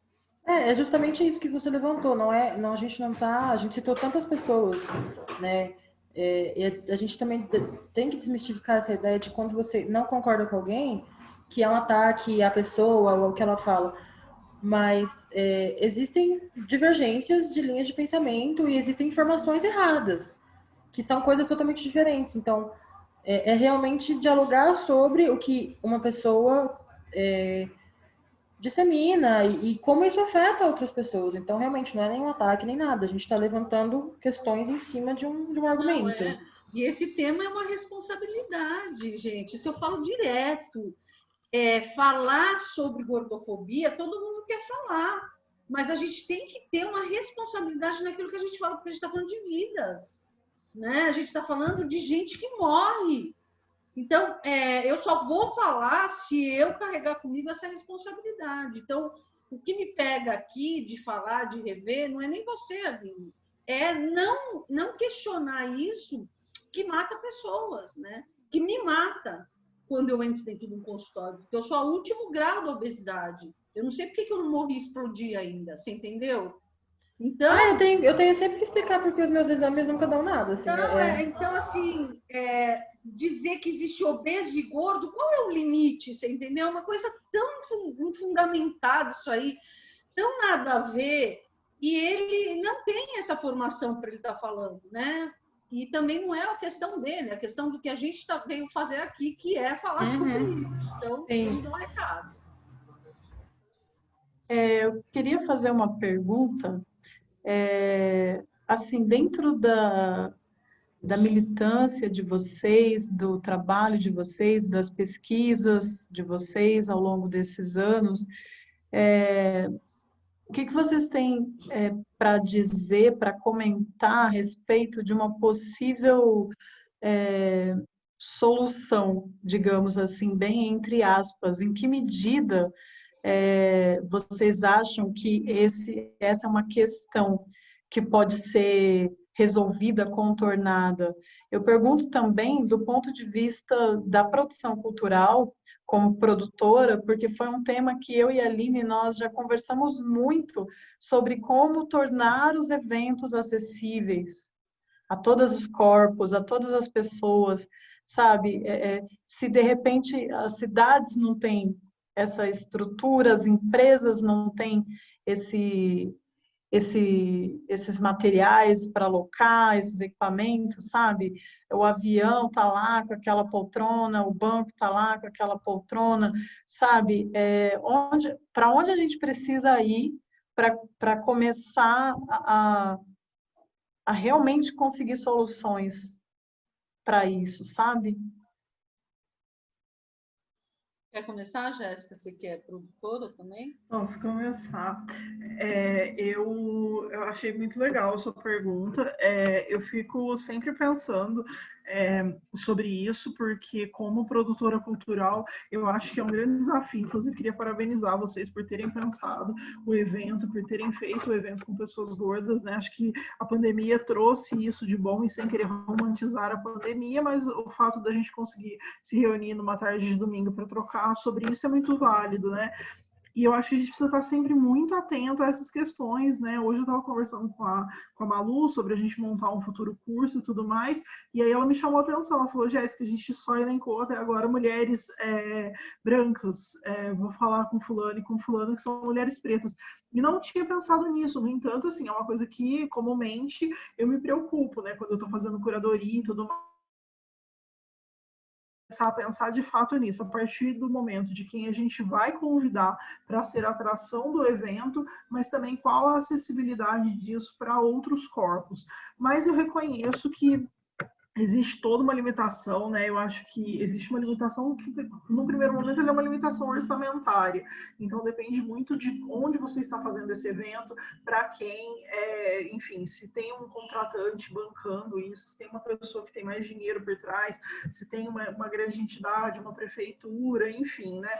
Mas eu penso que, assim, não importa se é um mega evento, um grande festival, sei lá, um Rock in Rio, que vai tratar da questão dos corpos, ou se é uma mesa no quintal de casa. Eu acho que a gente tem que se preocupar com isso, a gente tem que fazer o máximo para deixar as pessoas minimamente confortáveis. Então, muitas vezes é melhor a gente fazer um evento para poucas pessoas, mas receber todo mundo com conforto, com um cachê que seja adequado, num espaço que seja minimamente, né, consiga abrigar todo mundo. Eu acho que a pandemia trouxe isso também, né? Agora a gente pensa mais nos espaços, então se é um espaço ventilado, se não é, quantos metros que tem, isso acabou ajudando os corpos gordos, né? Porque o distanciamento faz com que a gente não fique mais necessariamente exprimidas nos lugares e nos cantos. Então, eu acho que a gente passa quando a água bate na bunda, né? Usando uma expressão até muito chula, mas quando a água bate na bunda, a gente passa a pensar e olhar sobre, enfim, por outros viés essas questões. E daí eu acho que isso pode ser feito, né? Agora, a sua primeira pergunta, né, que nem foi só sobre o evento, mas sobre quanto a gente está caminhando para mudar isso, eu tendo a ser otimista, né? Eu percebo que, sei lá, há 4 anos atrás a gente não falava sobre isso. Eu atribuo muito essas discussões sobre corpos a uma evolução gradativa que a gente vem tendo na pauta brasileira, né? Eu acho que isso começou em 2013, quando a gente teve as jornadas de junho e a pauta do feminismo, junto com outras, foram para as ruas. E a partir daí a gente voltou a discutir o feminismo, e aí a gente passou pelo feminismo negro até 2018, assim, estava muito em alta, não que tenha saído, né, mas eu acho que daí a gente foi acoplando outras interseccionalidades, e eu percebo que agora a gente discute muito a questão indígena e a gente discute muito a questão dos corpos, o que é muito bom, né, eu acho que essas discussões que vão surgindo, que vão emergindo, são urgentes, são necessárias, a gente precisa falar sobre isso. Então eu acho que falar sobre isso, ter eventos, ter festivais como esse, enfim, várias outras programações que trazem isso, são formas de mudar, são formas de evoluir, mas eu penso que assim, uma grande mudança mesmo, um grande marco, alguma coisa, é só com essa queda da patologia. Enquanto a gente não conseguir despatologizar, a gente não vai conseguir mudar grandes coisas, porque enquanto for visto como doença, cai naquilo que a Aline falou, na esfera do público e do privado. Então, enquanto isso for visto como um problema que é privado, que é individual, que é de cada um, a gente não consegue mudar nada publicamente. Então, se ser gordo é um problema meu, eu não tenho nem como brigar para ter uma cadeira maior, porque vão falar assim, mas você não emagrece porque você não quer, porque você não é esforçada. É um problema seu de saúde, você é doente, você tem que se tratar. E o SUS está aí para que você se trate. Olha, o investimento, e assim, eu já vi muitas vezes as pessoas justificarem o gasto com pessoas gordas no SUS para atacarem pessoas gordas. Então, fala assim, olha, você gasta o nosso dinheiro público, eu não quero meu dinheiro público sendo gasto no SUS por pessoas como você. Então, essas são esferas que, de fato, se confundem muito, né? Quem fala muito sobre isso é a Hannah Arendt, tem até um texto bem legal dela sobre isso, que ela fala isso, já vem desde Aristóteles, enfim, né? Vem desde a Grécia Antiga, essa discussão. Mas, quando a gente pensa sobre... Então, assim, vai ser muito difícil. Claro que quando a gente faz eventos como esse, discute isso, a gente consegue levar isso. Eu penso que eleger pessoas, que a gente está no ano eleitoral, né? Então, vale prestar atenção nisso, eleger pessoas que se preocupam com a pauta ou que estão abertas a discutirem essa pauta, pessoas sobretudo do legislativo, né, mais do que do executivo, sobretudo do legislativo, para que sejam criadas leis, para que sejam criadas obrigatoriedades, para que isso seja fiscalizado nos municípios. Então, se a gente conseguir mudar em esferas menores, então municipais, e a partir daí estaduais, e enfim, federais, talvez a gente consiga alguma coisa, né? Então, acho que atrelar isso com uma mudança política de pensamento e com essa quebra hegemônica enfim, da comunidade médico-científica. Do contrário, eu acho que muito pouca coisa muda, né? Eu acho que a gente acaba falando para pessoas mais do mesmo, né? Por exemplo, eu sou uma mulher que eu moro na periferia, mas eu não consigo ter essa conversa com a maioria das minhas vizinhas, com a maioria das pessoas que estão no meu entorno. E como quebrar essa barreira, como estabelecer essa conexão, é muito difícil. Eu vou mandar aqui, Michelle, eu mando até o texto. Mas é isso, vou dar um espaço para a Malu responder também. Quando eu vi o evento, eu achei o máximo. Eu sou fã da Aline, eu sigo ela, eu gosto da arte que ela faz, eu acho que ela leva o corpo gordo de uma maneira foda. E acredito que o que ela faça, o que eu faço, o que Jéssica faça, é uma proposta já, sabe? Da gente estar nos eventos, de ter esse espaço. Olha que espaço importante a gente está falando desses corpos, né?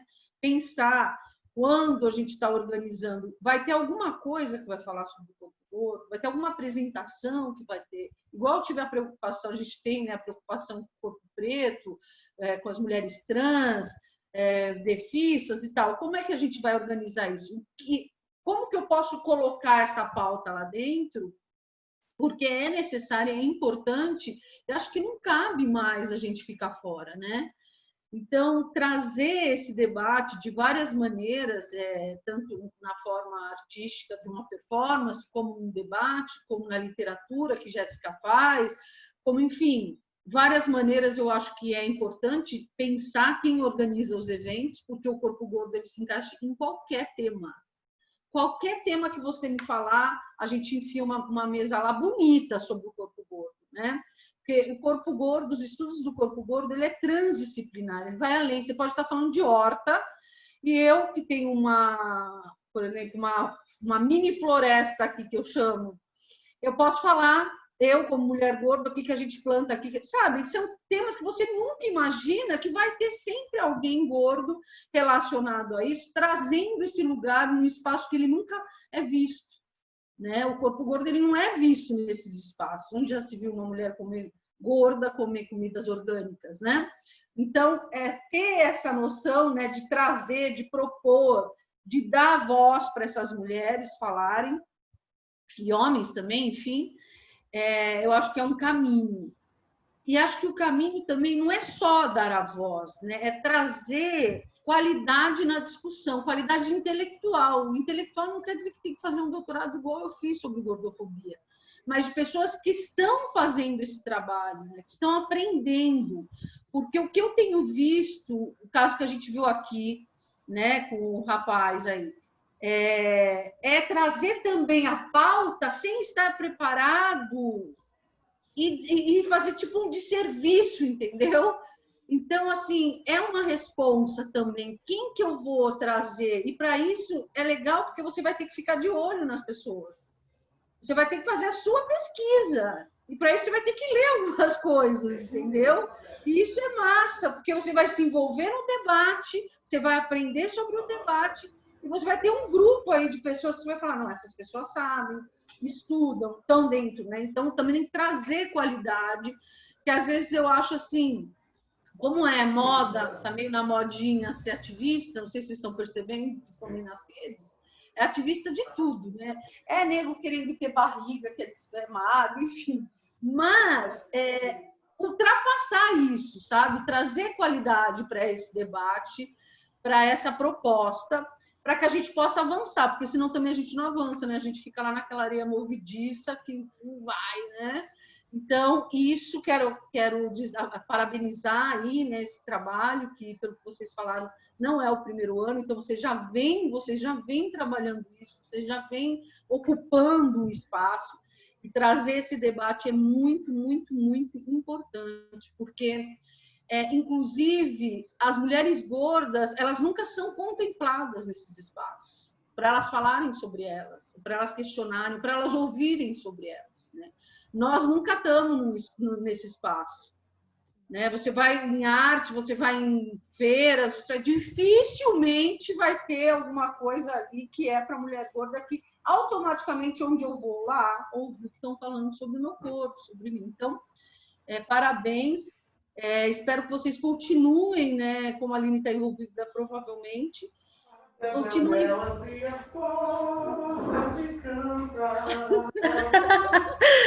Ele está cantando aqui no fundo.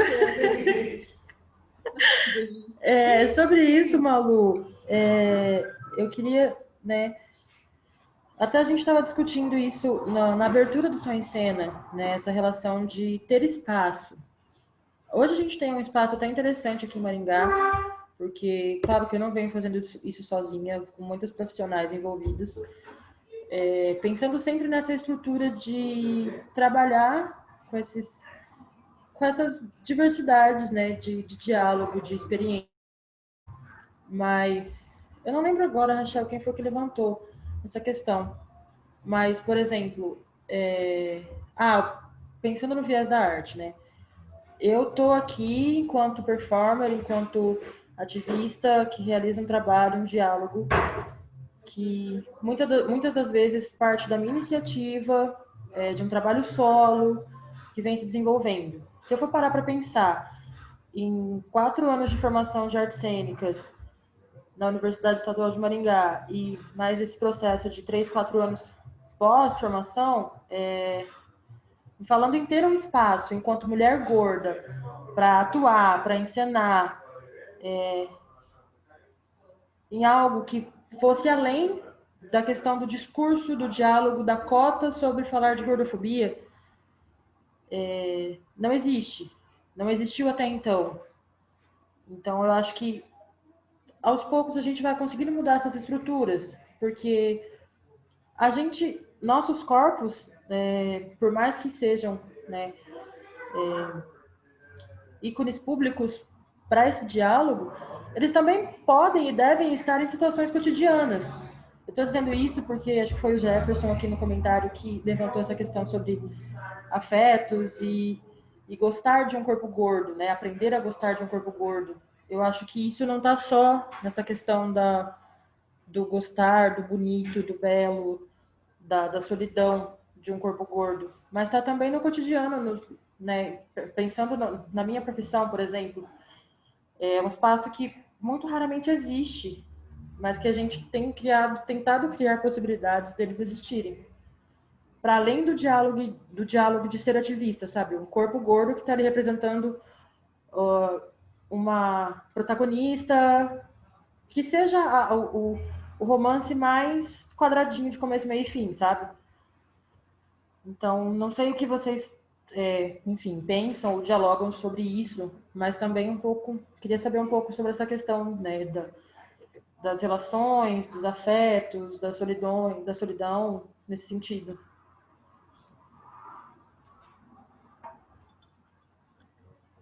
Posso falar, Malu?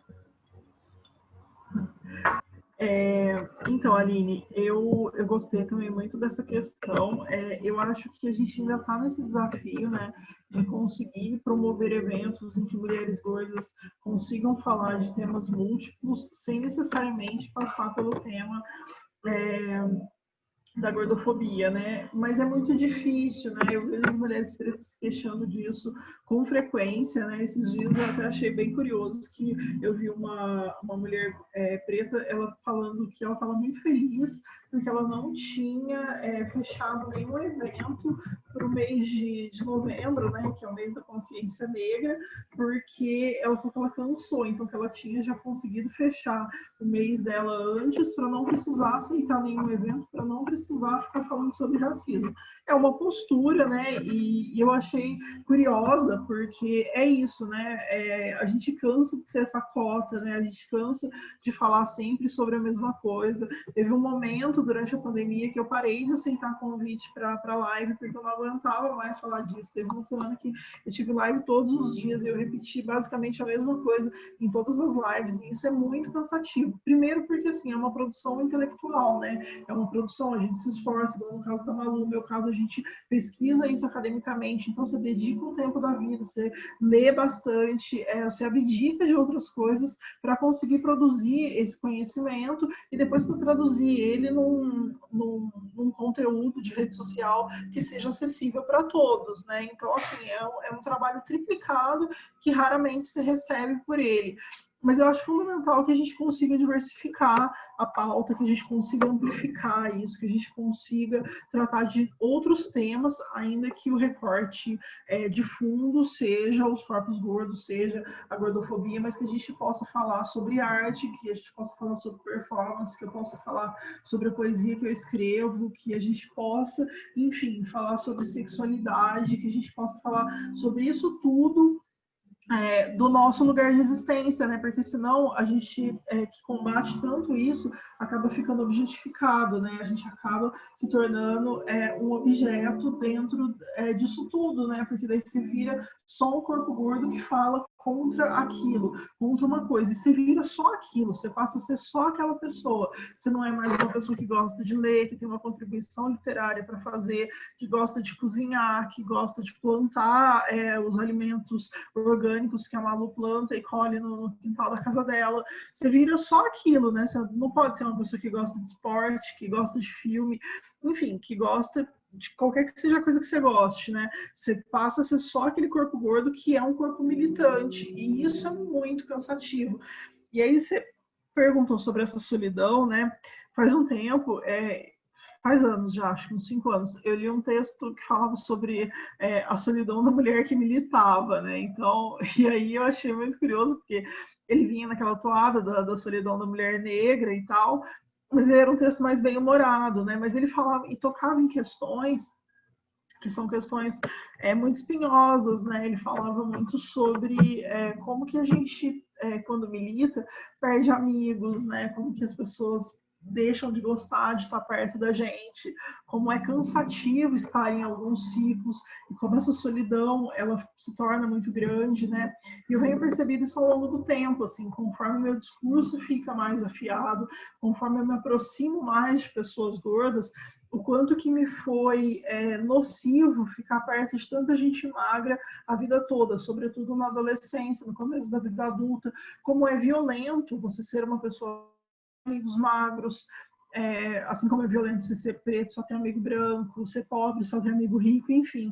Mas ser uma mulher gorda com amigas magras durante um tempo da minha vida me destroçava emocionalmente, e eu não conseguia entender o porquê, eu não conseguia sacar qual que era o motivo, onde que estava o ponto, mas é porque aquela amiga, ela sempre fala assim, eu vou comer só um pedaço de pizza, porque Deus me livre, eu virar uma baleia, do teu lado, e sem o menor constrangimento, e ela faz isso justamente porque existe essa patologização do corpo, e como é lido como um corpo doente, e ela te invisibiliza, como se você não existisse.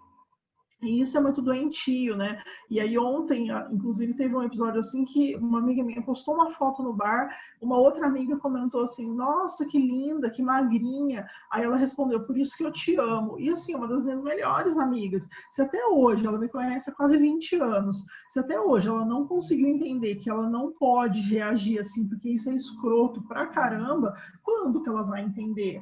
Né? E aí ela percebeu que eu fiquei puta, porque eu só comentei assim, nossa, e aí ela percebeu, ela veio falar e ela inventou toda uma história e eu nem respondi. Só que eu percebo como isso vai afastando a gente, inclusive, de pessoas que a gente ama.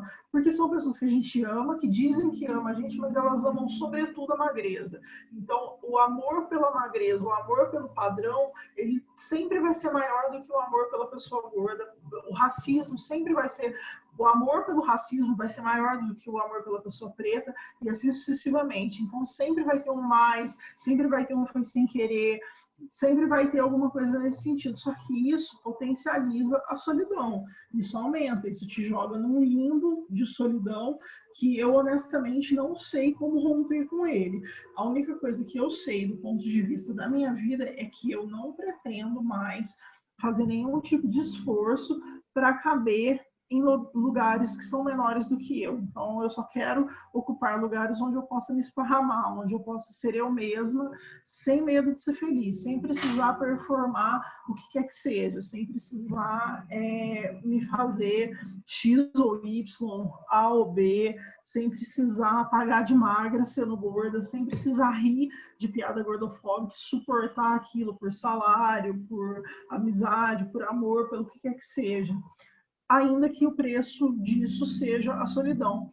Mas, em contraponto, uma coisa que a gente vem conversando há algum tempo, inclusive eu e a Malu, é sobre esse fortalecimento entre pessoas gordas. Então, é a gente contratar pessoas gordas, falar com pessoas gordas com mais frequência, se unir, montar curso, montar debate, fazer projeto, sair para dar rolê e comer, fazer coisas com pessoas gordas. Quando, sei lá, 2, 3 mulheres gordas entram num espaço, ocupam um recinto, isso tem um peso estético, um peso visual, um peso social e um peso de existência, né? Acho que a máxima da resistência, que eu não falei na minha fala anterior, seria isso, seria a gente de fato unida, de fato militando, de fato existindo, e não só na fila de uma cirurgia bariátrica, mas na fila do cinema, na fila do restaurante, na fila da casa de swing, na fila de onde quer que a gente queira estar. Né? Eu acho que a gente tem potencial, conhecimento e ferramentas para isso. Então, a gente se unir, eu acho que corta um pouco dessa solidão que a gente é tão relegada, porque contam com a nossa solidão quando agem assim. Então, quando a tua amiga faz um comentário sobre o medo que ela tem de se tornar uma mulher gorda, ela sabe que você não vai romper com ela, porque se você romper com ela, você vai ficar sozinha, porque você já é uma pessoa gorda. Então, ninguém quer te namorar, né? E isso, para além das relações cis, hétero, ou bissexuais, ou gays, é sempre mais difícil para uma pessoa gorda se relacionar e ser assumida do ponto de vista afetivo e romântico. Então, ela sabe que você não vai namorar, que você não vai, enfim, né, casar, ter outra pessoa ali, tô falando de modo geral, né, não específico, mas ela conta com isso, ela conta que a sua família te rejeita porque você é uma pessoa gorda, ela conta que você não tem muitos amigos por ser uma pessoa gorda, então por isso ninguém quer sair com você, ninguém quer tirar foto com você, na hora de tirar foto as pessoas não te chamam, mesmo que elas te queiram no rolê. Ela conta com isso tudo quando ela faz essa afirmação, porque ela sabe que você tem medo de ficar sozinha. Quando a gente perde esse medo, quando esse medo cai por terra, quando a gente rompe com ele, essas pessoas automaticamente perdem esse poder que elas exercem sobre a gente, deixam de contar com isso, com esse medo que a gente teria da solidão, e isso é também, né? E aí passa desde o recorte do sexo até, enfim, o recorte das relações mais profundas, né? Quando a gente perde o medo daquilo que a gente é, ainda que isso custe ter menos pessoas no nosso entorno, porém pessoas reais, né? Quando isso deixa de ser um peso e vira um filtro, acaba sendo muito bom. Nossa, eu falei demais. Eu vou deixar um link de um texto aqui, que é um texto que eu fiz para a Histeria, no começo do ano, no fim do ano passado, se eu não estou enganada, no começo do ano, em janeiro aqui, 2020, parece que são vários anos, né? Que fala sobre a solidão da mulher gorda, que é um texto que eu gostei muito de ter feito, e curiosamente, meus textos sempre têm hater. Esse foi o primeiro texto que não teve hater na vida. Foi o primeiro texto que eu não tive nenhum hater, e eu achei isso muito revolucionário, assim, fiquei até com medo. Mas é isso, vou deixar a Malu falar. Acho que a Jéssica falou tudo, né? Ela é foda ser ativista. As pessoas, elas querem ser ativistas superficiais, porque aí ela não acessa essa solidão, né? Ela não acessa esse posicionamento, essa responsabilidade. E quando a Jéssica diz, eu não vou passar pano nessa minha amiga, que eu amo, que eu sou amiga dela há muito tempo, mas eu não vou passar pano na gordofobia dela, ela está acessando a responsabilidade do ativismo dela, né?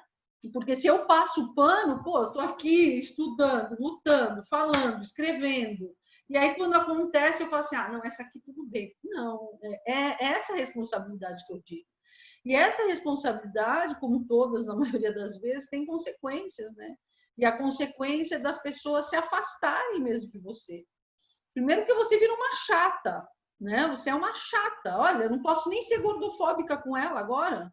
Não posso nem humilhar ela mais, que agora ela se posiciona. Que é isso, gente, entendeu? Então, ter essa consciência e entender isso, e acho que escolha e não é também, porque as coisas elas vão acontecendo. Eu não cheguei em nenhum momento e falei assim, vou ser ativista. Eu escolhi pesquisar o corpo gordo, e quando eu vi, eu estava enfiada até aqui. Não tinha, eu tinha que, era ou eu fazia bariátrica, ia fazer plástico, ou automaticamente você vira ativista, porque você fala assim, não, eu vou ter que me posicionar, né? Eu vou ter que... Como é que eu estudo um negócio desse e não me posiciono? Como é que eu estudo um negócio desse e deixo as pessoas continuando me humilhando? Como é que eu estudo um negócio desse e não revejo o que a outra pessoa está falando? Então, é um autoconhecimento também, né, dos seus limites, de quem você é, da sua história, da autovalorização, porque, no fundo, a gente sabe que a gente é muito mais do que aquele comentário. Né? E que aquela pessoa, naquele momento, quando você percebe, poxa, ela é minha amiga há 10 anos, ela fez esse comentário. Na hora você já acessa e fala assim, não tem como, não dá, porque se até agora ela não percebeu, como é que eu vou continuar? Ou é uma relação superficial, algo se rompeu aí, né? Algo se rompe aí. Isso é nos relacionamentos, isso é nas amizades, e isso também é muitas vezes dentro do ativismo. Porque dentro do ativismo, às vezes acontece da pessoa não acessar o que você está falando, da pessoa não entender o que você está propondo. Né? Ser ativista o tempo todo é muito foda, e ninguém fala sobre isso, que eu acho louco. Ninguém fala sobre a dor do ativismo, né? De dar cara para bater e levar, porque a gente leva, todos os dias a gente leva. A gente não leva só dos gordofóbicos, a gente leva, inclusive, do ativismo. Né? Porque é um bando de gente doente, nós estamos tudo doentes, gente. Toda a sociedade é doente, não sabe lidar com um monte de coisa, nós estamos aprendendo. Né?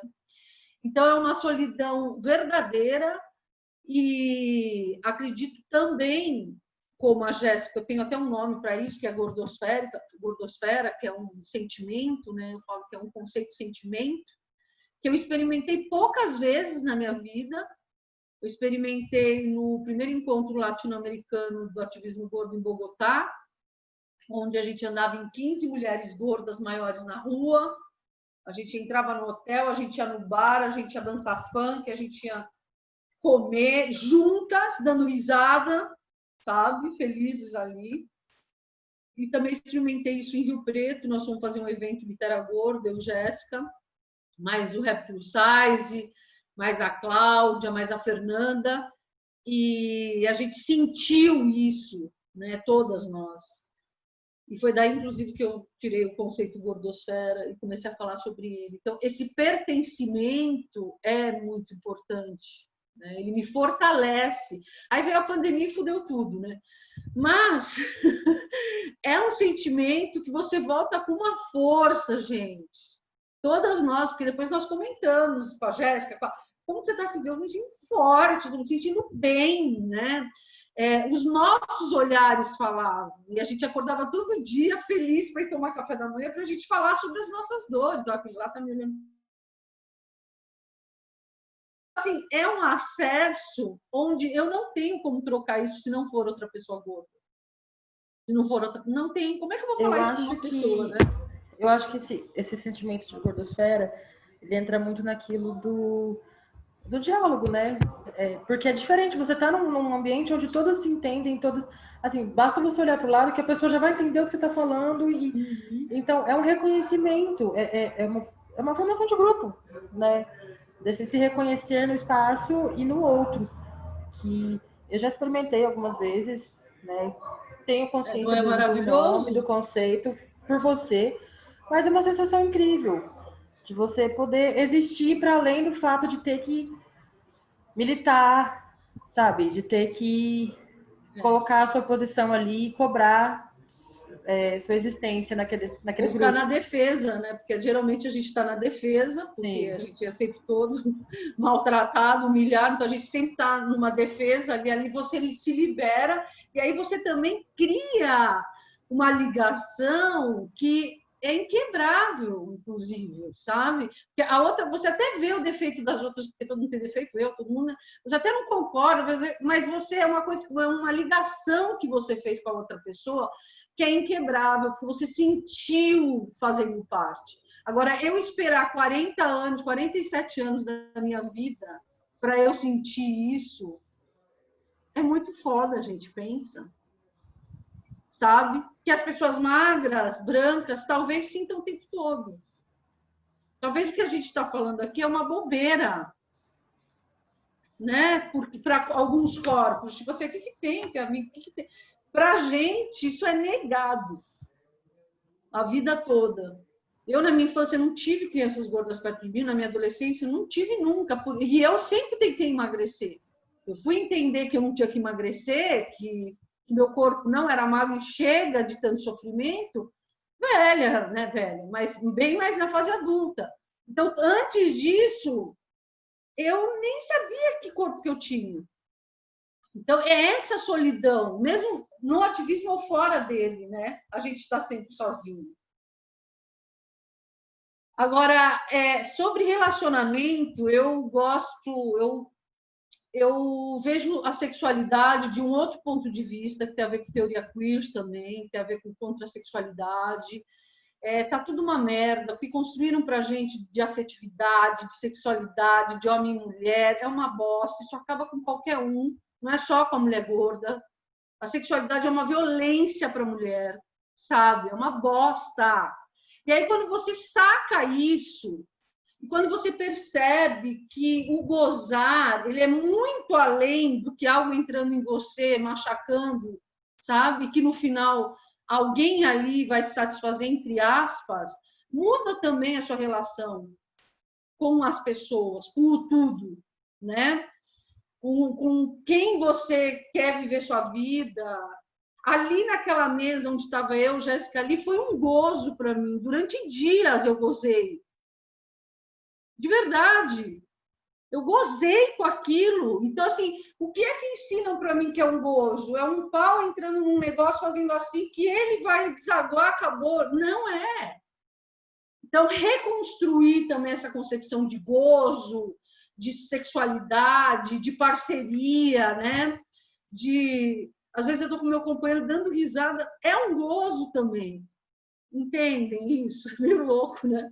Mas é uma nova proposta que tem tudo a ver com os corpos gordos, sabe? Porque a gente rompe uma questão que é da medicina, reprodução. A sexualidade está extremamente ligada a esse discurso médico de reprodução, sabe? A medicina é extremamente violenta com a mulher, com o corpo da mulher. Então, quem puder ler o Preciado, o Manifesto Contrasexual, leia. Ele é pequenininho, ele tem umas imagens, mas é um soco no estômago, que você termina de ler o livro e fala assim, meu Deus do céu. Que me atropelou. É uma coisa louca, gente. É isso que eu queria falar. Eu acho que a gente poderia ainda ficar muito mais tempo aqui, né, gente? A conversa está muito boa. Pode. Já, mas a gente vai aí caminhando para o final, porque temos outra peça daqui a pouco, mas eu tô assim encantada, apaixonada e maravilhosas. Muitas reflexões, muitas coisas na mente, acho que das pessoas aqui também, que o pessoal deixou comentários, algumas pessoas também já estão tendo que sair. Então, vou pedir só para a gente, de repente, ir para as considerações finais, com dor no coração, que queria ficar aqui mais ainda, mais tempo conversando, mas só para a gente, né? Enfim, uma hora acaba e a gente tem que dar continuidade aqui também nas transmissões para a tecnologia não gongar a gente hoje. E vou pedir então para a gente ir para essas considerações. A Jéssica queria mostrar um livro? Eu queria, mas eu já faço junto com as considerações, então, pode ser? O livro que eu queria mostrar é esse aqui, ó, é A Origem do Mundo, e aí ele conta a história da vulva. É muito curioso, porque vai muito ao encontro do que a Malu falou, e mostra como que, depois eu mando o nome aqui no coisa, mas como que a partir dessa perspectiva da história do mundo, como o prazer feminino sempre foi negado, e como o corpo feminino sempre foi perseguido. E é muito louco, assim, é de dar bug na gente, mas alguém quer conversar, mandar um WhatsApp? É comigo, né? Eu te mando, Michele. Eu não sei, eu vou deixar meu número aqui, aí quem quiser pegar, pode pegar, eu não tenho problema com isso. Eu demoro para responder, mas tá aí, porque eu não vou saber te adicionar. Tá privado aqui, gente, meu coisa, porque eu tô nervosa. Mandei para todo mundo aqui, peraí. Não sei por que estava no privado, É mas que ela é mandou isso. mensagem só pra você. Ah, tá, daí eu respondi só para ela, mas deixei para todo mundo. Desculpa, Michelle, se eu te expus. É... se era uma mensagem privada, eu expus a Michelle. Desculpa, mas tá aí o número, quem quiser me adicionar, pode me adicionar.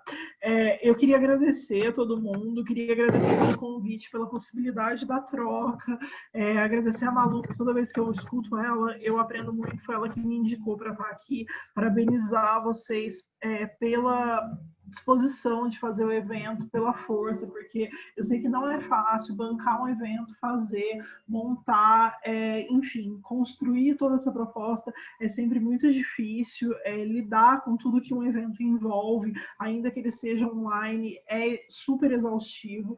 Então, parabéns mesmo pela disposição, pela iniciativa, por terem feito, por terem levado até o fim. Eu não consegui acompanhar toda a programação, eu estou num job louco, fiquei com o braço podre já faz dias.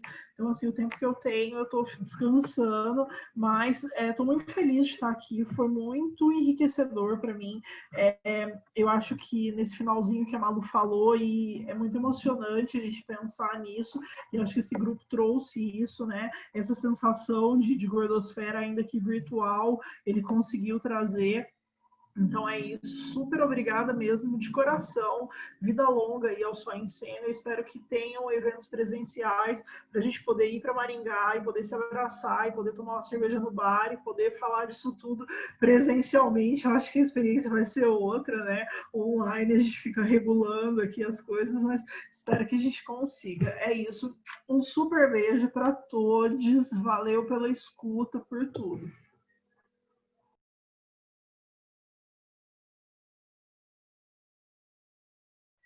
Vou eu, né? Não estava achando o microfone.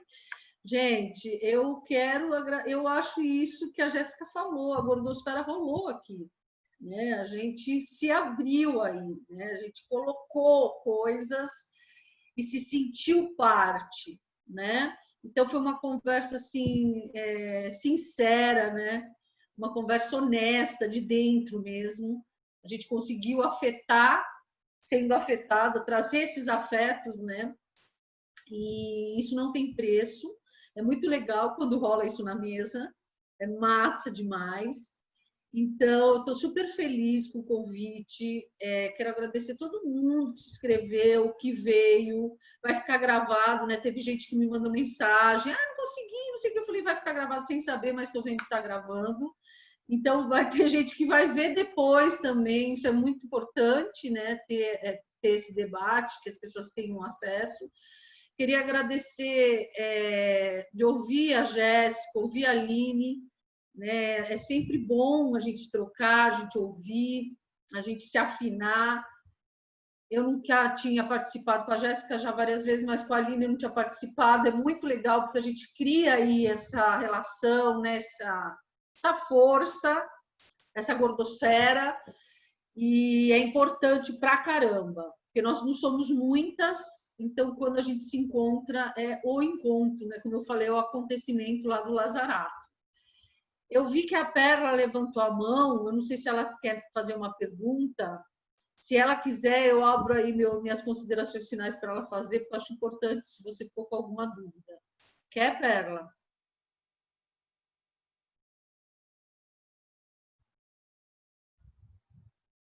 Oi. Ah, eram palmas. Obrigada, amor.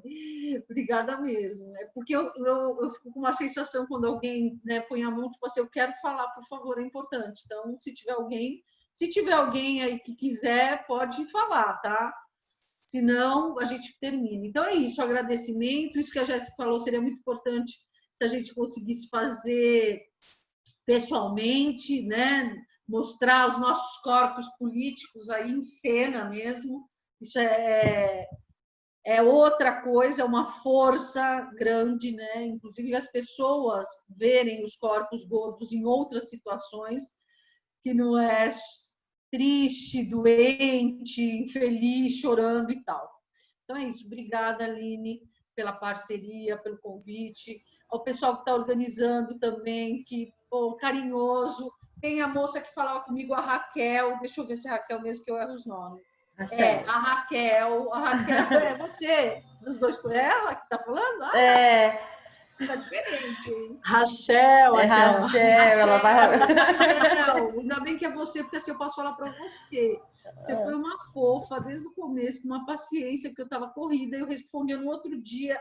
Aí ela esperava, olha, obrigada demais por todo esse carinho, tá? Pelo convite, pelo apoio, pela organização, super organizadas, super carinhosas.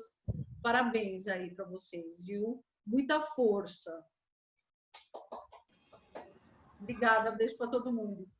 Foi foda. Gente, meninas, muito elas estão interessadas no boteco, elas não querem nem saber mais do Só em Cena. Eu também. Mas eu não entendi a dificuldade de fazer isso no boteco. Eu não entendi. Por que não, entendeu? Porque cada um no seu boteco. Boteco é um dos lugares mais democráticos do mundo. O ano que vem, 2021, com vacina no boteco em Maringá. Me aguarde. Amém. Maringá, me aguarde. Estarei aí. Marcado. Beijo, eu tô muito marcado. Também tô de olho na Jussara Belchior. Quero muito ela também aqui com a gente nessa... A Rachel resolveu, assim, que né, depois que a gente mostra o caminho para a pessoa, ela acaba ficando viciada. Que bom, Raquel, que ótimo, isso mesmo. Legal demais. Gente, eu nunca respondo no WhatsApp, queria pedir essa desculpa, eu não respondi jamais ninguém. A gente minha super vida te xingou, tá uma loucura. horrores. Eu imagino, mas assim, com razão, me xinguem mesmo. Mas eu falei que eu ia estar aqui, estive aqui pontualmente. Então é isso, beijo. Gente, muito obrigada por terem Tchau. ocupado, por se disponibilizarem. E é isso, a gente continua em contato. Façam o curso da Malu, que é interessante. Tá tendo livro, financiamento do livro também, né? Da pré-venda, não sei se já acabou. Acabou. A pré-venda foi um sucesso, viu, Jéssica? Tô super feliz. Não sei se eu te falei. A gente vendeu o dobro. Você não me falou, mas eu tive uma reunião com o Jorge e o Lucas e eles me falaram. Ah, é? E aí, eles falaram que vocês venderam o dobro, assim, que no primeiro dia já vendeu muito, eu fiquei super feliz. Ele não queria me falar para eu não desanimar na venda, na divulgação. Aí no dia eu falei, não, você vai ter que me falar. Ele falou, a gente vendeu o dobro. Eu falei, uau, que massa! Eles me e falaram, aí, eu achei incrível. Tá vendendo, só que agora não é com os preços da pré-venda, que era promocional, né? Agora custa R$50, mas é um baita livro, gente. Eu tô super ansiosa para esse livro chegar, porque ele tem todo um projeto de arte, de fotografia, você vai amar, Aline. Maravilhoso, maravilhoso. Tô muito feliz. Eu vou receber do Só em Cena e vai ser o meu primeiro gasto. Arrasou. Oi, gente, eu vou fazer só um jabazinho aqui, rapidinho, que eu também tenho um apoia-se rolando, que é a partir de R$2 a contribuição, então não precisa doar muito, e 30% eu destino para outras pessoas ou iniciativas que também estão acontecendo na pandemia, de artistas, de comunicadores que ficaram sem trabalho. Então, se quiserem, puderem doar, apoia-se/Jéssica Balbino, é muito tranquilo para acessar e, enfim, tenho aí várias recompensas também, então acessem. E também me ajuda a terminar meu livro, porque daí eu consigo não trabalhar tanto e consigo focar em terminar meu livro sobre corpo. É isso. E outra coisa, apoiar a Jéssica é legal, porque ela pega uma porcentagem e ajuda outros artistas que, por causa da pandemia, estão passando por dificuldades, não conseguiram fechar trabalho. Então, você não está ajudando só ela, você está ajudando uma rede. E aí eu vou aproveitar e falar do curso. Quem tiver interesse, entrar lá no meu Instagram, Estudos do Corpo Gordo. Eu estou fechando a 6ª turma, que a Aline vai fazer parte, porque eu não quero mais saber de você não fazer esse curso, tá? E aí, tá? Quem tiver interesse, quem não tiver grana, vem conversar comigo, principalmente se for ativista, tá? Porque a gente precisa ter esse acesso a esses estudos, a tudo isso. É necessário e urgente, tá bom, gente? Depois eu vou falar com a Aline individualmente. Ai. Tá bom, a gente conversa então. Vamos dar tchau, porque a Rachel tá desesperada lá, que as meninas vão ter que entrar para a apresentação da noite. Mais uma vez, muito obrigada a todas e também a pessoal que ficou até o fim. Se precisarem de alguém para mostrar as banhas por aí, me chamem, já que tá todo mundo vendendo peixe. E acho que é isso. Muito obrigada, Rachel, pelo espaço. E, bom, é isso. E o palmas para a Rachel, que teve que organizar tudo isso. Agradeço muito, meninas, mulheres maravilhosas, foi lindo. A gente realmente pretende disponibilizar esse vídeo, as pessoas precisam ver, né?